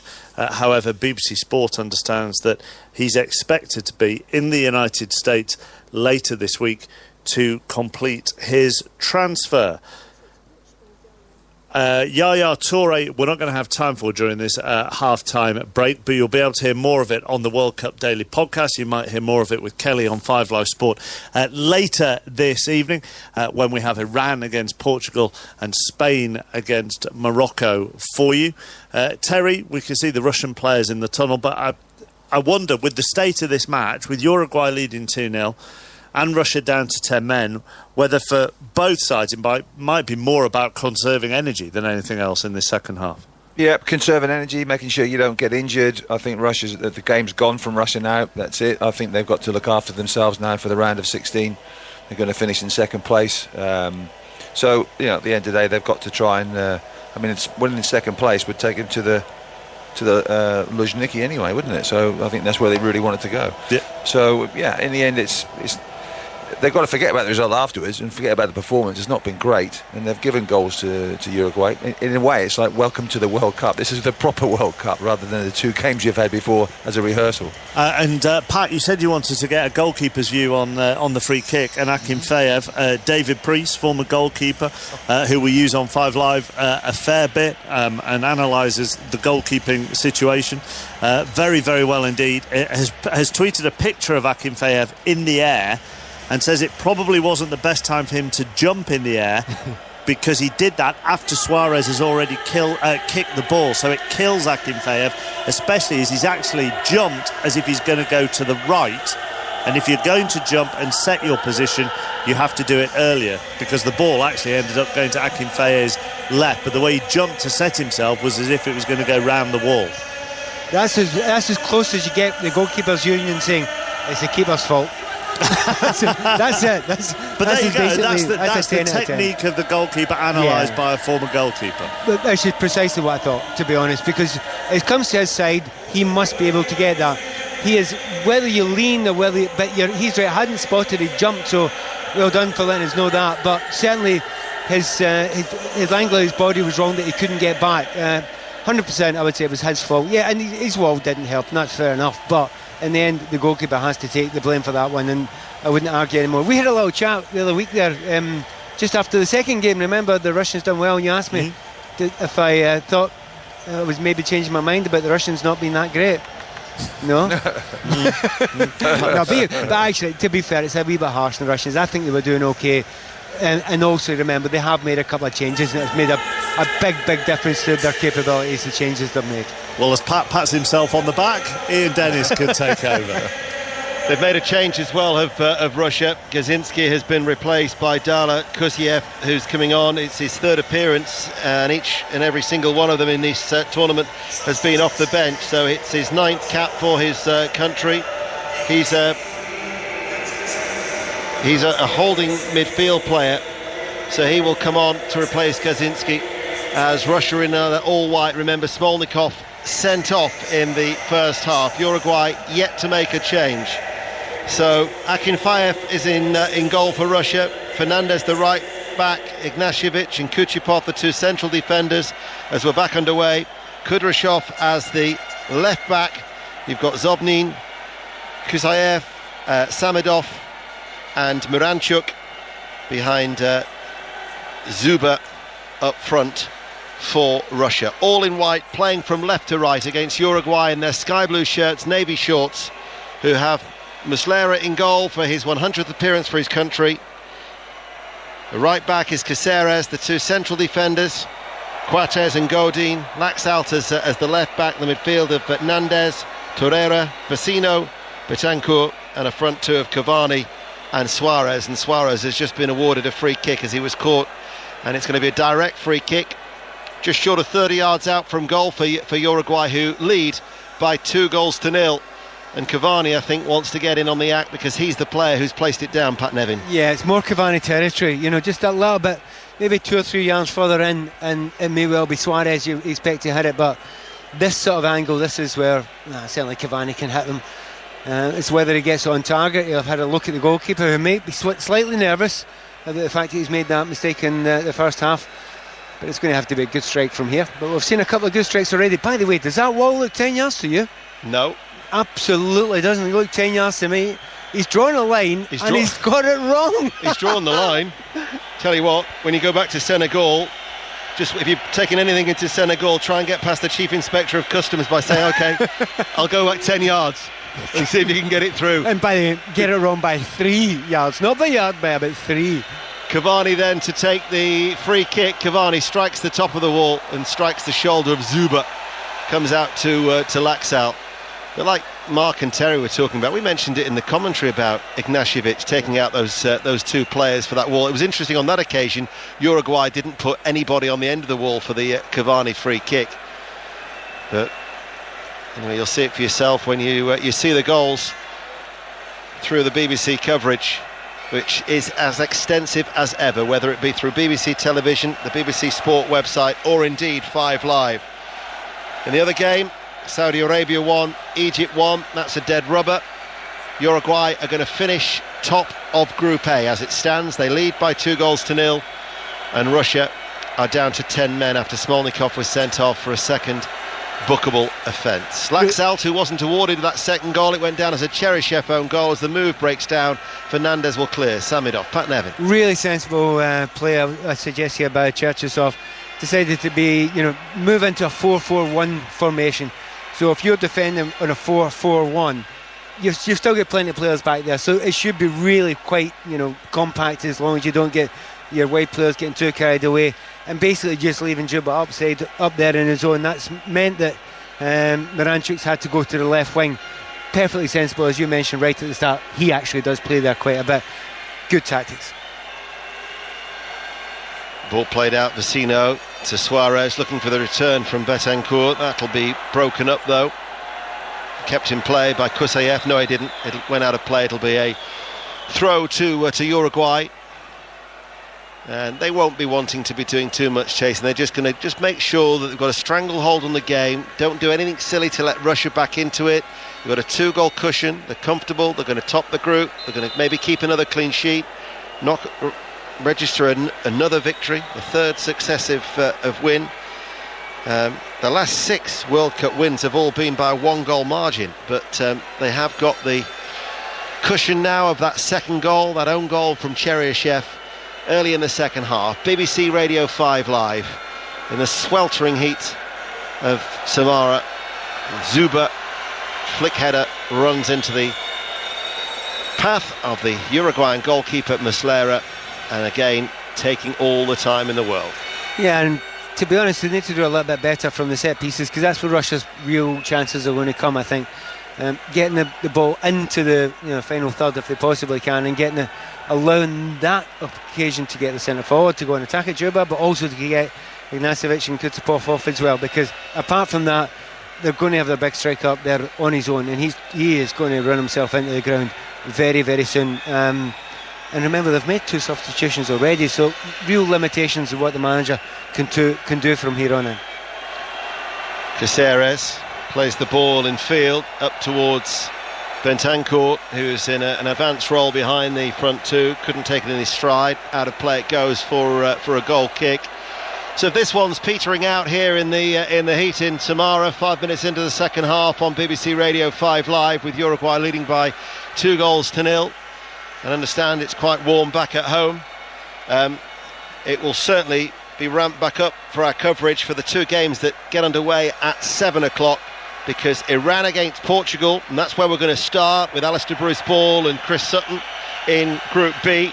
Iran need a win, Portugal need a point.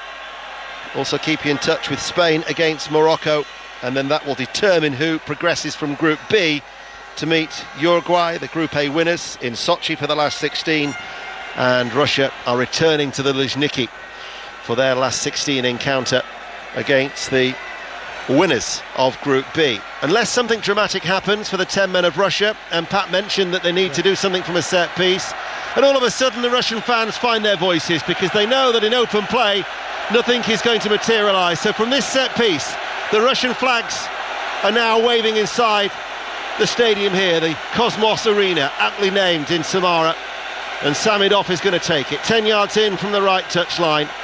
Will there be fresh hope for the Russians? Samidov runs up now, right-footed, plays it again. I've got to say, the amount of times when the distribution has gone too deep, whether it be a free kick or a corner, has been countless. Well, the last 2 that Samidov taken have been absolutely awful. Really smashed over the top. And just at the end of the first half, I'd mentioned he was getting, the daggers were being looked at him by the 2 centre-backs and by his centre-forward, because they'd made the big move up front, and he'd smashed it miles over the top.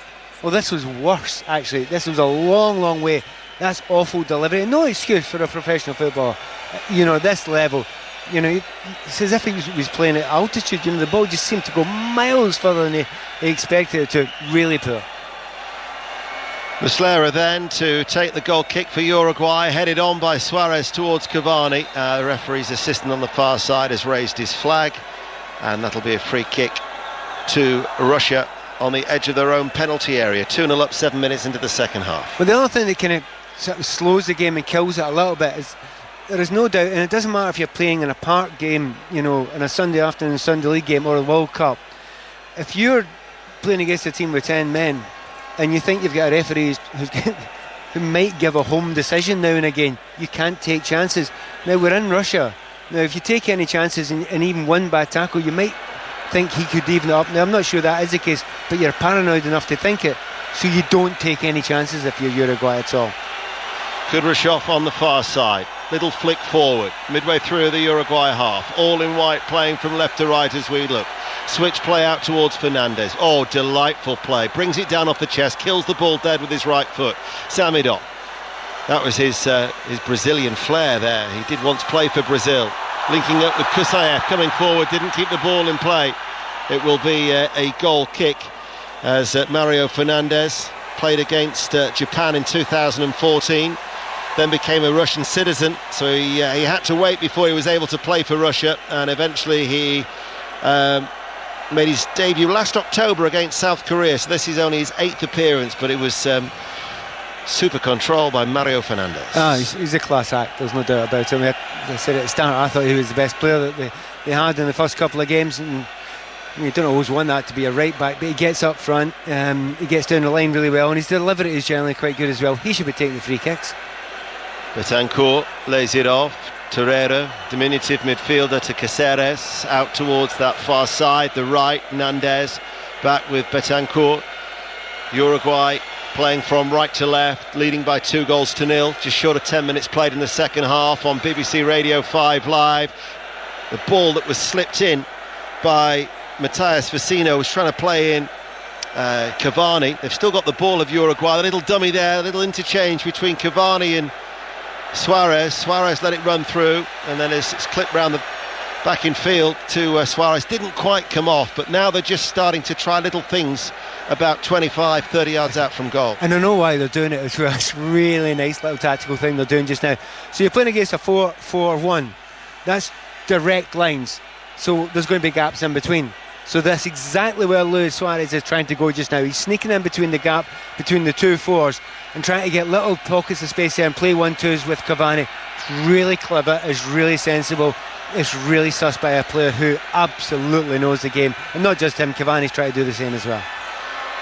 Miranchuk dispossessed on the far side. He'll battle to try and win the ball back. He's actually done ever so well as Miranchuk. Showed real tenacity.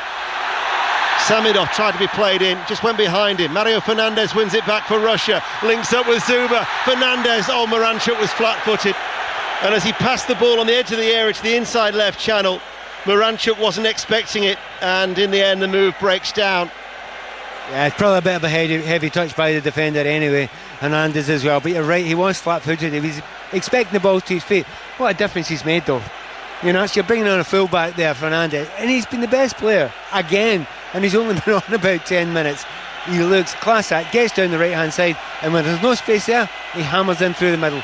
Dare I say it, typically Brazilian. Uruguay 2, Russia 0.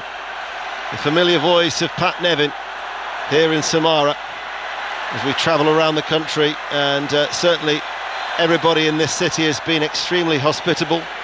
When you have a little wander on an evening, you see the sunset going down over the Volga River, with the embankment that stretches for about 3 miles, offering entertainment with its restaurants and its bars and its street entertainment. And if you're completely mad, you go for a run along the front, like our producer John did. And thankfully he went alone. How mad is that? Yeah. I went for one, but I didn't go for a long 1 hour one or whatever. I just went for a walk. Uruguay 2, Russia 0. That constitutes exercise in my household. Clearance gathered in by Godin. Just strokes the ball into the centre circle. They're at walking pace. I'm not surprised. I don't know what the temperature is inside the stadium, but it's still hardly any air inside this stadium. It's very, very close, humid. And we're an extra hour ahead from Moscow. So what time is it? It's 7:15 local time. And I bet you it's still about 27, 28 degrees. Betancourt. Russia have everybody behind the ball. Caceres on that far side. Nandez provides the width. Back in field for Betancourt. Here is Vecino to Caceres. Russia just happy to try and keep as much shape as they possibly can. But they did quite well. It did a wee bit better, Ian, didn't you think so? Just that last couple of moments there. So there's some little chink of hope, isn't there?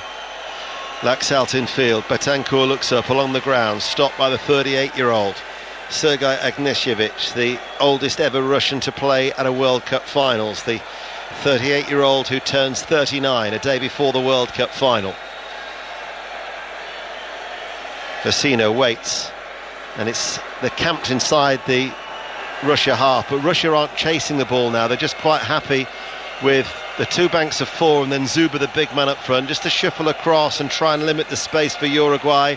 Caceres to Betancourt, who's forward, goes in for the shoulder barge, gets the ball away, plays it back in. Caceres and Betancourt linking up, shot fired in, blocked. Betancourt tries to get there, he's held up by Miranchuk, and then that'll be a foul given away by Betancourt. And on his birthday, he might be getting a card here. Won't be a birthday card for the 21-year-old. I just wonder, it seemed to be, was it a tangle of legs as much as anything else? Difficult one to see. I think the yellow card, he is getting it, you're absolutely spot on.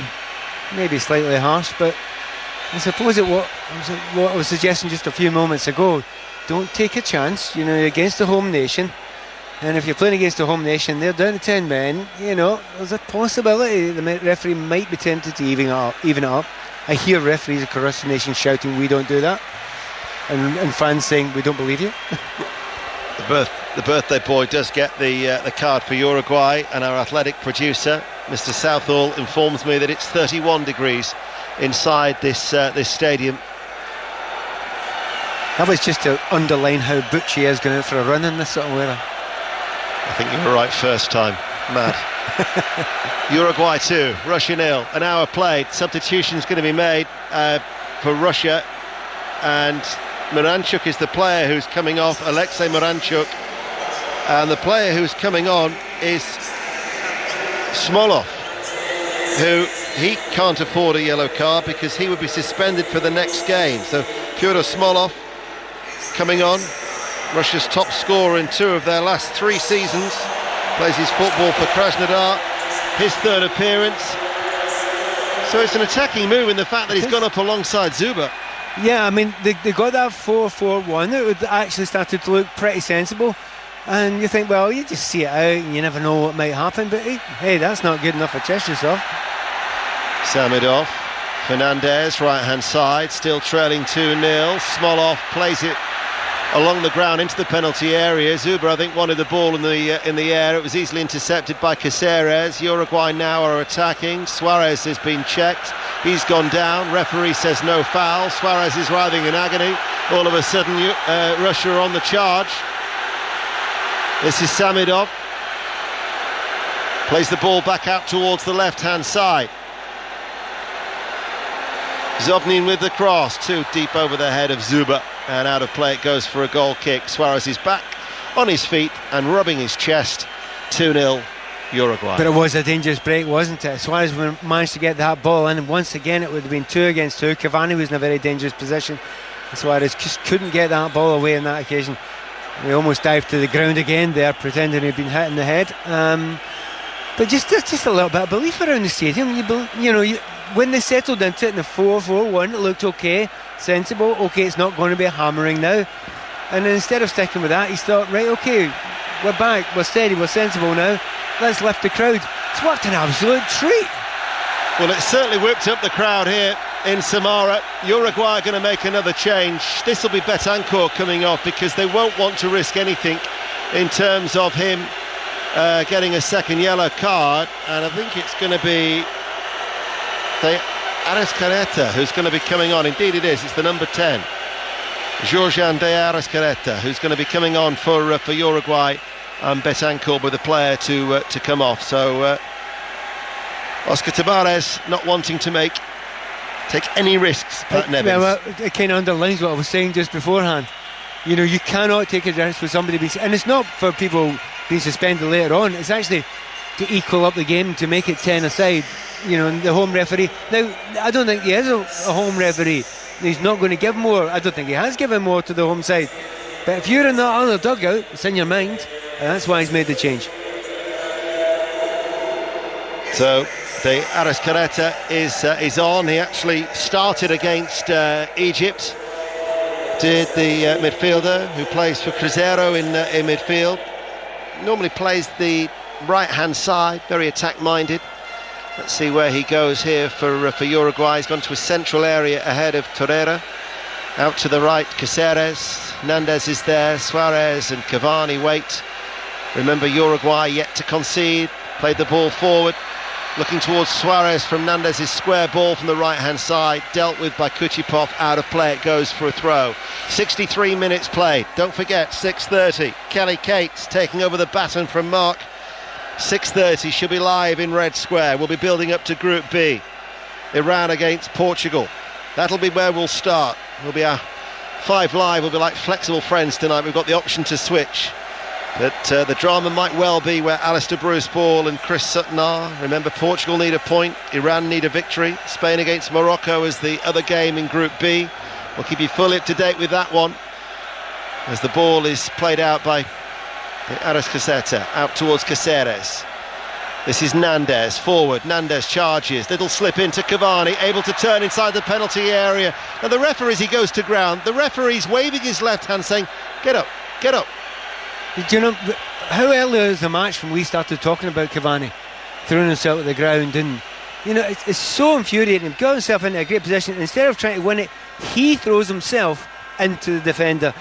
And yes, before you say it, yeah, I'd give a yellow card for that. I absolutely would give a yellow card for that. He's trying to win a penalty kick by throwing himself. Now we'll get a better angle here. They actually did check that, Pat, by VAR. Check is over. No, I think they were checking for a penalty. Yeah. I think they should be checking for the yellow card. Laxalt is going to take the throw for... And they're showing you another little movement here to show there is, you know, there's movement towards both players actually hit each other. I'm absolutely 100% convinced it was Cavani that threw his body into the defender. Yes. Cavani spreads play out towards the far side. Carried forward by Nandez. Caceres on the overlap. The Arezcareta plays the ball in towards the penalty area. Headed away by Ignashevich. But they've won it back of Uruguay, who are strolling against the 10 men of Russia. Remember, Smolnikov was sent off 9 minutes before half-time, but at that point, Uruguay were already 2-0 up.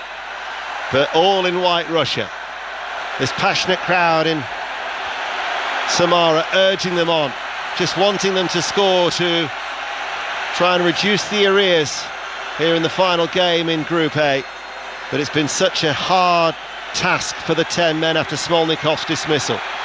Mario Fernandez, edge of the area. Samidov forced away from the penalty box. Back with Fernandez, right corner of the box now. Cross, low, blocked by Torreira, and out of play it goes for a Russia throw that he'll take quickly. He'll get it back, well, the substitute. Brought on after the dismissal of Smolnikov. Samidov floats one over towards Zuba. He tries to cushion his header into the path of Smolnov, and Uruguay will spread it out towards the far side and now will attack. 66 minutes played here in Samara, still with not a cloud in the sky at 23 minutes past 7, and still ridiculously hot, and Uruguay lead 2-0. And to be fair, I think I'm more impressed by the Russians in the last 10 or 15 minutes than just about any part of the tournament so far. That makes it extremely odd to say so. They've had to be technically very, very good. They've had to be able to adapt to what is a very decent team they're playing against, and with a man less. But you know what? They've been really good at managing it for this little period. It's just going to get harder and harder and harder, though, as they get more tired and more space develops. And it's and the other people you have to mention, how good are these fans? Getting behind their team, working with them. Well, the reason they were sparked into life, as Zuba is going to be penalised for pulling back at Laxalt there, is that the Uruguayan support that is mainly away to our left, 2 little blocks on the left-hand side, large chunk high up away to our left-hand side, started singing, and the Russians thought, we're not having that. This is Samara, and you're in Russia. And so then all of a sudden, they started singing back to create the atmosphere, which... I mean, often doesn't do justice to the game. Well, often, you know, oddly enough, when you take games around the provinces, when they're not used to having the national team games, or don't have them as often, you know, what a difference it can make, because, you know, I've done it with Scotland when we've moved it around. You get a great reaction from the local fans in that part of the country, and I know it's happened with England as well in the past, and certainly this crowd here are trying their best to get Russia back into this. This place would erupt if Russia managed to get a goal. Certainly would. You saw what it meant to Panama when they got a goal just against England. It would, even if they don't win the game, it would certainly be celebrated by this passionate crowd in Samara as Godin has gone for a volley that was dipping. He struck it inside the centre circle, right-footed. It was an ambitious effort, and then all of a sudden you just thought, well, just keep your eye on that one as it dropped and bounced wide and out for a goal kick. Akinfeyev would have been criticised if that had beaten him. I never thought I'd see the day, but I've seen a big smile, grin over Godin's face. Not a thing you often see, but you're right, inside his own half, on the volley, he has gone for goal. That's a shot, without a shadow of a doubt, and it's gone about a yard past. With its aviation and space programme here in Samara, that one would have been easily tracked as it dropped down from the sky. Cavani comes inside, and Cavani cutting in field, right-footed effort from the edge of the area, well wide, well off target, goal kick. Uruguay still lead 2-0 with 20 minutes remaining. That's when he looks at his best, isn't it, Cavani? He peels out to the left-hand side and he's cutting in. Now, the other night he played the most brilliant ball, curled in from the left-hand side there, and it was a great ball. I mean, a 50-yarder, and he waited for the player to come up and help him with it. On this occasion he decided, no, I want a goal, and didn't come close to scoring. Mexican wave is starting to sweep around the stadium here in Samara as Uruguay are going to finish top of Group A, leading by 2-0. It's still Saudi Arabia 1, Egypt 1. They're a good 5 minutes behind us in that dead rubber where Mo Salah gave Egypt the lead. SM Al-Hadari, who's become the oldest player to feature in a World Cup final, saving a penalty, but Saudi Arabia equalising, and so Egypt still haven't won at a World Cup as yet. So that's the one that they're trying to break, that little record of their own. Mario Fernandes now coming forward in the all-white of Russia, playing from left to right. Shot fired in by Zobnin, charged down by Torreira, loops up in the air, Zuba's there, might break towards Samedov, nicked away from Samedov, headed back by Smolov, and then volleyed clear by the left foot of Laxalt. Comes off the head of Kuchipov. Zuba has still gone down, and the fact that he's holding his face, it's a head injury, play has been stopped. I'm guessing he was hit here. Yeah, he's got a bit in the cheek there. It's quite a sore one he's got there. To be fair, I'm not convinced Gordon's done that deliberately. A flailing forearm, I wouldn't say any more than that. It is being checked for a possible penalty by VAR with under 20 minutes remaining. That would be harsh. What are you going to go for? Come on. No. And me neither. Absolutely not. So Muslera is waiting for play to resume, and the check is over, and play can continue. But certainly the Russian manager Stanislav Cherchesov was looking for a penalty to offer a way back into the game here in Samara. But again, what was interesting actually, it wasn't to be given, and it shouldn't have been given. It was two players challenging. But you know when Juba goes down with an injury, he doesn't go throwing himself about like others we could mention. And it was lovely the attitude of Godin, who's as hard as nails. He went over, smiled at him, picked him up, but in a kind of respectful way, a really respectful way. Two real warriors fighting against each other. It's good to see it there. Russian flags waving in every direction inside this stadium here in Samara as their side trail by 2-0. They've reached the knockout stages after failing previously in 94, 2002 and 2014. They've scored 8 goals, more than the last two World Cups combined of 2002 and 2014. They have exceeded expectations. They will be playing the winner of Group B in the Luzhniki Stadium in the last 16. Who that will be, we will find out tonight on BBC Radio 5 Live. We hope we have the pleasure of your company. Kelly Cates will build up to those two games from 6:30. Iran against Portugal and Spain against Morocco. As there's going to be a change here. Nandez is going to be coming off. And the player who's coming on is Rodriguez. Christian Rodriguez, who was a sub in the first game, actually started in the second group game,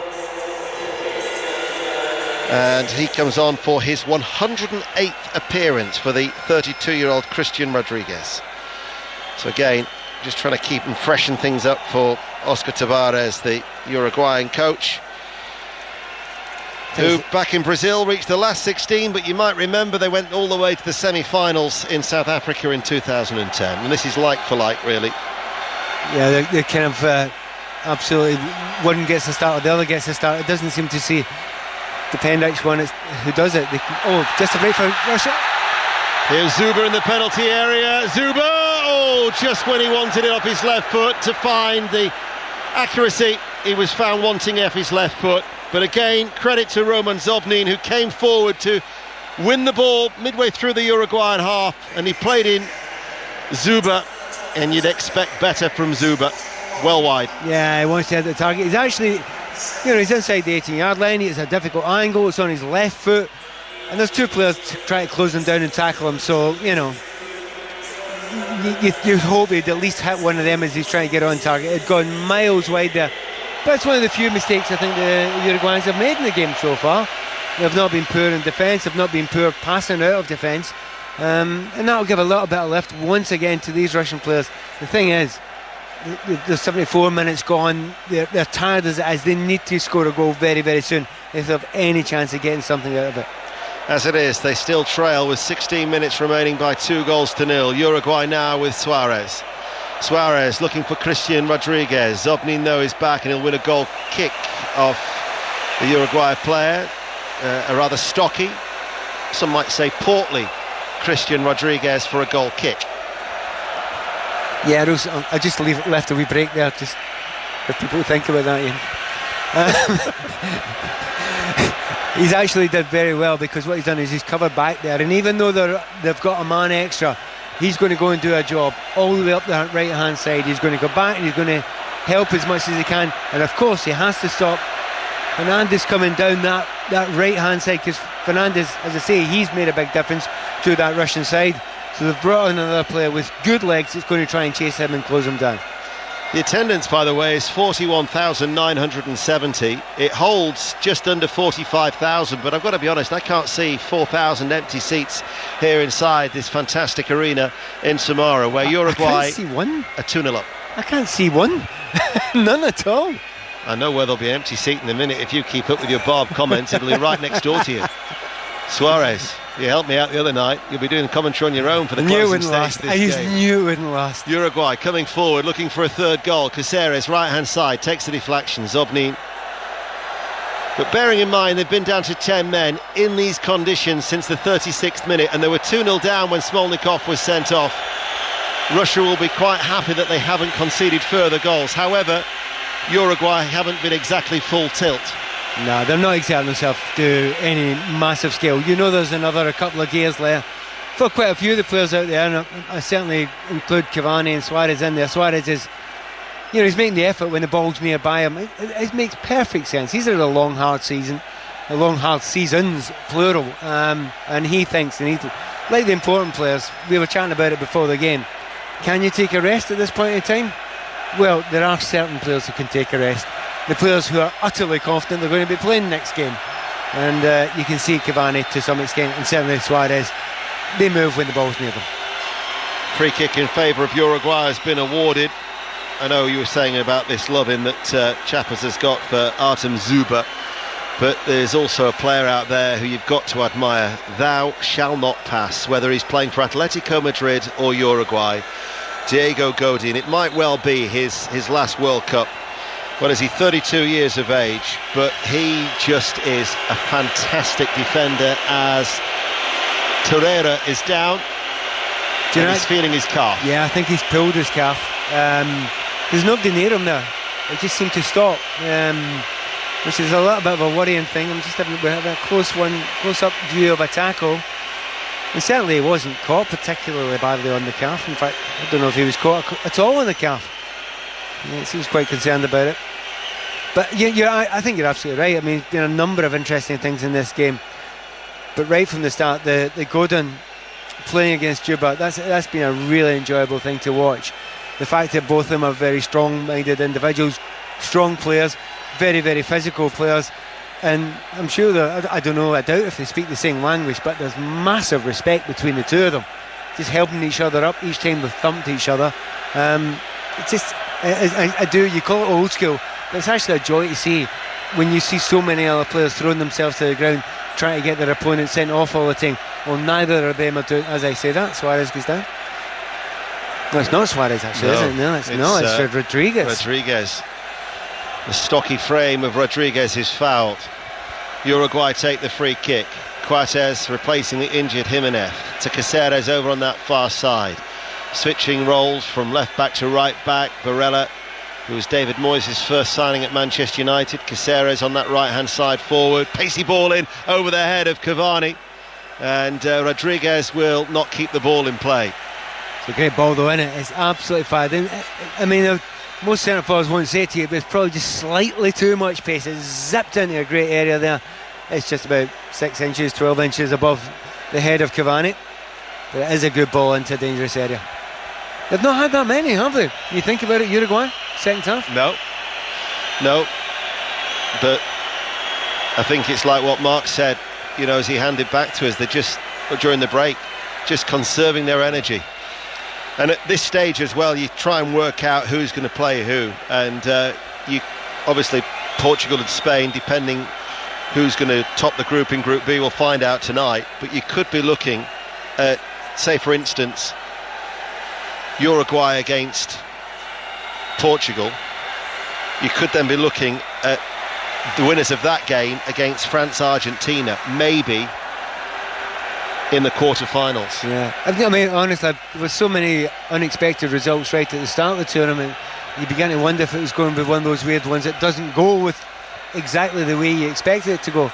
But there's a couple of good games that are coming up there. I mean, certainly neither of the teams would have wanted to play Spain, and if Russia find themselves playing against Spain, I think it's going to be a very, very difficult one for them. I can't see them getting a hell of a lot of possession in that game. That was the beauty. Oh, that was a poor ball by Kuchipov. He's giving it away straight to Cavani. Cavani now towards Suarez. Suarez in the penalty area, back towards Cavani. Forced him too wide.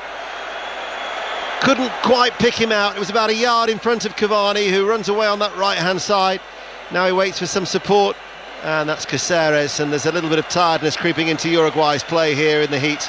As the move breaks down, it goes out of play for a throw, and Kuchipov apologises to his teammates because it was a wretched ball. Yeah, I mean, Cavani did the right thing. He's played in Suarez, and Suarez actually does the right thing as well. The angle is far too acute to have a shot. I mean, he's capable of scoring, 2 out of 10 of those from that sort of angle, but no more than that. He was right to try and find Cavani, but it was a poor ball in with his left foot. And once again, I think he's got it spot on. I think it was just tiredness, just a little bit of tiredness at the end of the game. Disappointing for Cavani because he's desperate to get on the score sheet. It's going to be a 5th straight defeat for Russia against South American sides in World Cups, trailing by 2-0. They needed to avoid defeat to top Group A. They're 2-0 down, and they've been down to 10 men since the 36th minute, as it's going to be a goal kick for Uruguay. But of course these two sides knew that the work had already been done. They knew that they were in the knockout stages. Iran, Portugal, Spain, Morocco are the games where still all to play for. And our commentary, the game in Saransk, Alistair Bruce Ball and Chris Sutton will be your commentary team from that, and the coverage will start at 6:30 on BBC Radio 5 Live. And don't forget the World Cup Daily podcast tomorrow morning, when it's going to be available. Will feature Yaya Toure, the Ivorian, I first saw in an African Nations final in 2006, and he was absolutely immense, and he's since seen him come to England and dominate the Premier League with his power and his skill. And we'll be hearing from the big man, and also maybe Yaya Toure too, as he's along with Mark Chapman. Talking of big men, Christian Rodriguez fires one in. Akinfaya beats the ball out, and it's turned behind by Ignashevich for a goal kick. Yeah, just watching what's happened with Luis Suarez here. He was running into the box, he was being dragged back. I just wonder if he's thrown something out, a little elbow out. If he has done that, there's a player lying prostrate in the ground. And if he has thrown it, it's one of those things that a camera will catch it. We shall see in a moment. I mean, maybe not. I mean, he's holding the back of his leg on this occasion. The defender, trying to see who it is. Number 13, it's Kudryashov. Yeah, couldn't actually see the shirt number because the teammates who are all surrounded, but it's the left back, Kudryashov, who's gone down. He's not actually complaining too much. He's not turning around pointing to Suarez. I'm just looking at centre, having a better angle. Actually, to be fair, Kudryashov's the one that actually is doing the fouling. He's actually barged Suarez out of the way there. I don't think it was anything deliberate. I think they were both watching the ball. If you get another chance to that, just to see as they both try to get to their feet, I just wonder whether Suarez, with a movement of his right hand, catches Kudryashov. He seems to put his right hand down into the left back as he then gets to his feet. I'm not going to be too hard on Suarez there. He was bumped off the ball and the player wasn't making an effort at the ball coming in. He's just using his weight to get up. It's a corner kick to Uruguay, who lead by 2-0 over the head of Caceres. Doesn't get enough on it and he glances away and out for a goal kick to Russia with some 6 minutes remaining. Uruguay 2, Russia 0. That is a phenomenal opportunity there. I mean, he gets anything on that at all. Anything on that at all. The keeper's never going to save that. He's only 3 yards out and there's nobody marking him. He'll be thinking about that. And the last thing he puts his head in his pillow tonight, he'll be thinking about that. Despite the scoreline, nobody's leaving this stadium early here in Samara, with Russia trailing by 2-0 on the most perfect of evenings, as the ball is played up towards Smolov, cutting out by an intercepting Diego Godin and out towards that far side. And Caceres, no, he won't take over. The ball instead is with the midfielder Georgian de Arrascaeta. Ball played forward. Arrascaeta out towards Caceres, won't keep the ball in play, runs away from him, out for a throw to Russia, who still trail 2-0 and down to 10 men. Both the goals coming in the first half. BBC Radio 5 Live here. Zuber falls to the floor. Coates didn't make any challenge. That embarrassed the big man. Smolov takes it over, cuts inside, twists one way, wants another as well. Opportunity here, saved by Muslera. Diving down forward at his near post because Zuber had got forward and was ready to pounce inside the 6-yard area. Well, that would have made the last 5 minutes quite interesting. We're talking about Zuber there. He goes to go down far too easily, but he's not shouting for anything. He just gets straight back up again. Great play by Smolov there. Takes 2 players out again, gets to the byline, but he tries a no-look pass. Maybe he should have looked. Ball forward now with Laxalt. Laxalt's cross. Suarez waits for it to drop. Ignashevich will head the ball away. Uruguay on the attack. Here is Cavani inside the penalty area. Cavani wants a sighted goal. Cavani still going, takes a deflection, takes the ball over the crossbar and behind for a corner kick. Yeah, he's absolutely furious because he's had a couple of chances himself, Cavani, cutting in from wide areas. They've been blocked or gone wide. He should have been given a chance just before that by Luis Suarez, who couldn't find him, but he's getting very, very frustrated now. But what was very noticeable, the exhaustion in those Russian defenders trying to get back. They are wiped out right now. The 10 men of Russia trailing by 2-0. BBC Radio 5 Live, your World Cup station, live here in Samara. Uruguay have a corner kick that's going to be taken once the referee checks on Kushyshev, the left back, who's just feeling, I think he's hamstring, the bald-headed left back. Referee now says play can resume as he walks away. Kushyshev trying to keep tabs on Cavani as in it comes, and Akinfeev manages to swat the ball away. Collected on that far side. It's with Suarez. Suarez pokes it back. Rodriguez cleared by the Russian defence. Just looking at Fernandez. Just looking at the defence, the players are looking tired. You're talking about Kudryashov. If he has got a hamstring, then tough luck, mate. You need to carry on. No substitutes, he is now. So, and he has. He's feeling it just now. Maybe it's cramp. You'd hope it was cramp, because if you play on with a hamstring, it's just a little bit pulled, you could do some massive damage. Well, Zhirkov as well was a doubt going into the Egypt game, wasn't he, in St. Petersburg the other night. He's been rested today as Yuri Zhirkov, as the Russian supporters are chanting here in Samara. Kuchipov brings it down off the chest, out towards Fernandez. They trail by 2-0. 2.5 minutes of normal time remaining. Zuber has been caught on the back of their head by Diego Godin, and that will be a free kick. He's feeling that is Zuba, and it's a free kick. The manager jerks herself, he's shouting him, turning around to all the fans saying, come on, give us a lift, get behind us, we need some noise. And he's really up for it. He's loving the fact that the fans have stayed with this team, even though the tour goes out all the way through. So as they rise to their feet and wave the Russian flags, the white, the royal blue and the red away to our right-hand side. You could be forgiven for thinking that Russia are leading, but they're trailing by 2-0 in front of this passionate set of supporters. Samidov again. The distribution has been woeful. Get him off the free kicks. He's put 3 in there from really simple angles, really obvious angles. I mean, you can hear the Russian fans whistling at him. Okay, maybe in other days he's got better delivery than that, but to be honest, it's been absolutely diabolical from those positions, and it's quite infuriating, and it's really frustrating, not just for the players but for the fans as well. To be honest, for us, great position. He's had 2 crackers in the second half, lumped miles over the forwards. Well, it had been a closed city, this, when it was known as Kubyashev.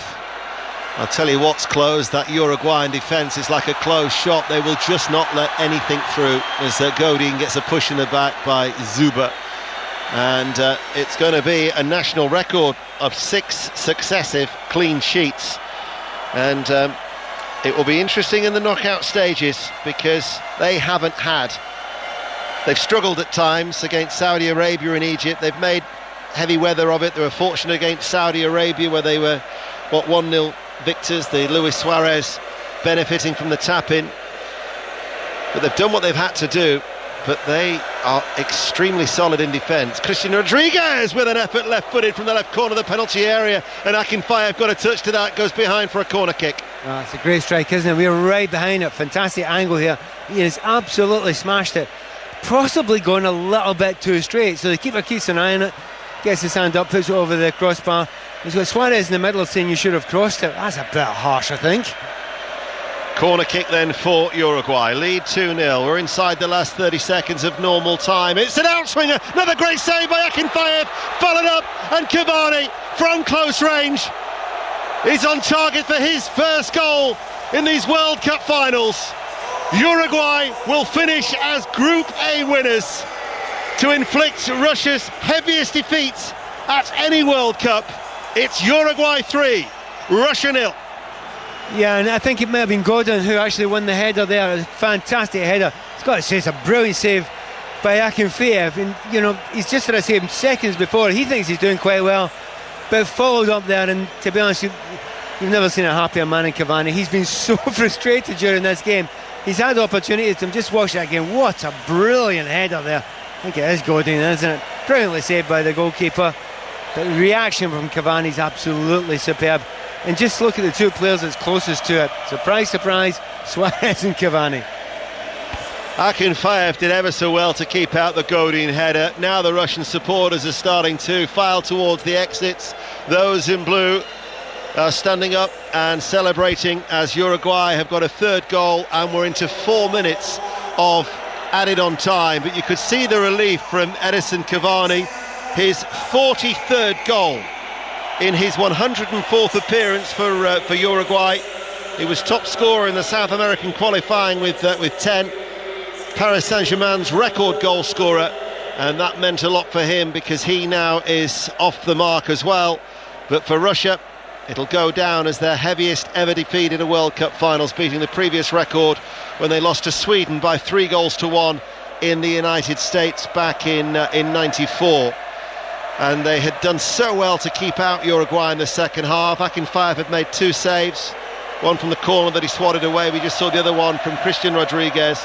He did well to react to the Godin header, but he was helpless. As in the last minute, Uruguay have got the 3rd goal. Yeah, a bit unfair, and I feel quite saddened for the Russians there because they had fought so well, and I think had they kept it at 2-0, I think they walked off this field here to rousing applause from their home fans. Even though it's a 2-0 defeat, they know they worked really hard, they know they've been really well organised, and they've given everything for the cause. But we shall see in a couple of minutes' time the reaction you get from the Russian fans. But it would be harsh for anything than applause for work rate. And I think they'll be a lot of them will be looking at their right back, who managed to only stay on the field for about half an hour, as to the reason why this wasn't a closer game. That's Smolnikov, who was sent off, as Uruguay are going to make a change, and Edison Cavani is the player who's going to be coming off, and it's going to be a World Cup debut for the 21-year-old Maxi Gomez, who plays for Celta Vigo. He's actually been dubbed the new Suarez. 17 goals in his first season in La Liga. So going to be a moment for him that he will cherish, as Cavani is the player who comes off, and he's just going to get a run out for no more than 60 seconds, with Uruguay leading by 3-0 as Cavani just acknowledges the Uruguayan support with his arms aloft. They lead 3-0, and Russia, who've been down to 10 men since the 36th minute, will be glad to see the final whistle so they can regroup and then try and prepare for their last 16 encounter in Moscow in the Luzhniki against the winner of Group B, that we'll find out tonight. Now coverage starts at 6:30. For Uruguay, they will face the Group B runner-up, Spain, currently top, Portugal on 4 points also, Iran, they do have a chance, but they've got to beat Portugal in Saransk. It's a free kick to Russia that they're going to take. By my watch, the 4 minutes are almost up. Those that have remained here inside the stadium continuing to be extremely proud to display the Russian flags and sing away to their heart's content. As the free kick comes in, Muslera, though, will gather that ball in, and Uruguay are set to register a 6th successive clean sheet. Yeah, well, it wasn't Samyadov who took the free kick there, it was his old friend Smolov, and that was much better than his. Rodriguez, he picks out Maxi Gomez, he fires the ball in low, and in the end it'll be kept alive by Christian Rodriguez in this near side, the left. Uruguay looking for a fourth. Laxalt just outside the penalty area. Russia have everybody back. Shot strikes the head of Ignashevich from Torreira, and look at the watch from the referee, and that is the full-time whistle. Uruguay have finished as Group A winners, and for the first time since the change of format have won all 3 group games, beating the host nation by 3-0. They were 2-0 up through Suarez and a Cheryshev own goal when Smolnikov was sent off 9 minutes before half-time, and then Cavani pouncing from close range after Akinfeev kept out Godin's powerful header, inflicting Russia's heaviest World Cup defeat. 3-0 to Uruguay. Pat Nevin. And it's the right result because the better team won. I would love to see it go to 11 against 11. I think we'd have had a much more interesting game. I would really like the tactical changes that Cherchesov made for the Russians, but Uruguay are the real deal. I mean, they're a team that they don't give away much. They've got goal scorers, and they've got players that can create chances as well. They've got nous about them. They've got World Cup nous about them. So you wouldn't be surprised if they actually did go much further in this campaign. That's what the Russians, I think, the fans have in large numbers. They've stayed behind them here. They've applauded it. They've enjoyed the work rate, but I do think they flattered the disease up until today, and I think today we've kind of found out what sort of level they're at. Just a word about Smolnikov. I'm actually now just getting less angry with him. I was furious with him. I had such a rant about him a minute before he went off because he was uncontrolled. He was diving into tackles. He was being stupid. Don't let your teammates down, I thought. Well, he did, and he let everyone else down too.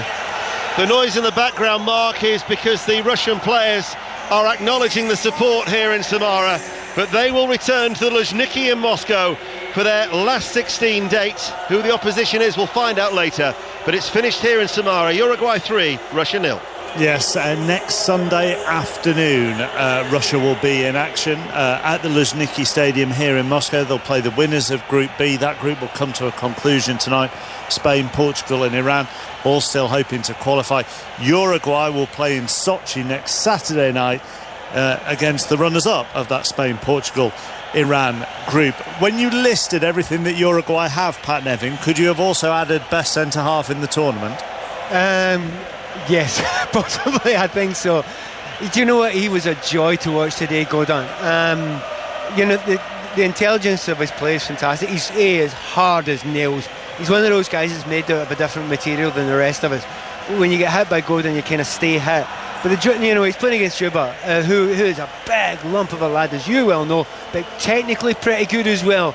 And he just all the way through it. He was absolutely in heaven with that battle, and he absolutely won it. And I don't think many people have won that battle against Juba. And then you go to the last few minutes there, and I don't know if you've seen it. I'm sure you have, and I'm sure this is part of the reason why you're asking me about it. His header from the corner kick that eventually went to the third goal. How high did he get up for that? It was unbelievable, wasn't it? And he isn't the tallest centre half, but it was one of those ones that you almost gasp when you see it on the replay how much he wanted it and how high he got and how good a header. It was just a shame it never landed in the back of the net. There were two things that he did within about a 5-minute period towards the end. The second one was that header. The first one, Terry Butcher, was a bit of defending whereby he won the ball, it ricocheted off the attacker, but then Godin used his body to make sure that the attacker couldn't then get to the ball. And it was his reading of the game and the use of his body that you were so impressed by. Of course, this used to be your position. Well, I was drooling, to be honest. I had to wipe my mouth several times. I mean, he uses his body well. I mean, he uses his body as good as a striker to defend the ball going out of play. We always shout body, body, body to a defender because he gets his body in the way. But the third thing he did, just before the goal, was a ball played up to Zuba, and he got up really early. It was about 3 feet above Zuba, and he headed the ball. He headed the ball out for a throw-in. So that sprint, he's still got great spring, isn't he, Pat? I mean, he's like a high jumper. He just takes sometimes off 2 feet. You always say off 1 foot higher, but off 2 feet, his spring and his timing is immaculate, and his timing on the floor to read things. Well, I haven't seen any better in this World Cup at all. Yes, odd you say it, because remember back in with that fabulous overhead kick that Ronaldo had in the Champions League, and we were talking about how high he got off the ground. And it seems an odd thing to say, but it's unusual to go above a certain height. And as players, you kind of notice it when it happens. And absolutely, Godin got up this height that you kind of almost gasped at because he was so far above everyone else. And you're right, for a player of that age to have that sort of spring and that sort of desire was brilliant. But it's a clever little things, as Terry, you're saying there, drooling, because it's a lot of it is simple. It takes it easy. He knows where to be a lot of the times, and you don't notice how good it is because he's basically just cruised over there. A lovely defender to watch, a horrible one to play against, I would imagine. Nick says Uruguay are yet to concede a goal. Are they the new Atletico Madrid or something? Obviously there is a link there with Diego Godin and Jimenez as well. Saudi Arabia have just scored. This game is still going on because there were a couple of VAR incidents in the first half that took a while. Although, actually, that won't go to VAR because the man who was offside in that was not interfering with play. So I think Saudi Arabia's second goal will stand, and they are leading Egypt by 2-1. And I would imagine they are approaching injury time there. Sam sent us a tweet as well, Pat. Ironically, he says Russia played better with 10 men than they did with 11. Yeah, but you need to remember a guy get taken off. He was having a stinker. He was having an absolute shocker.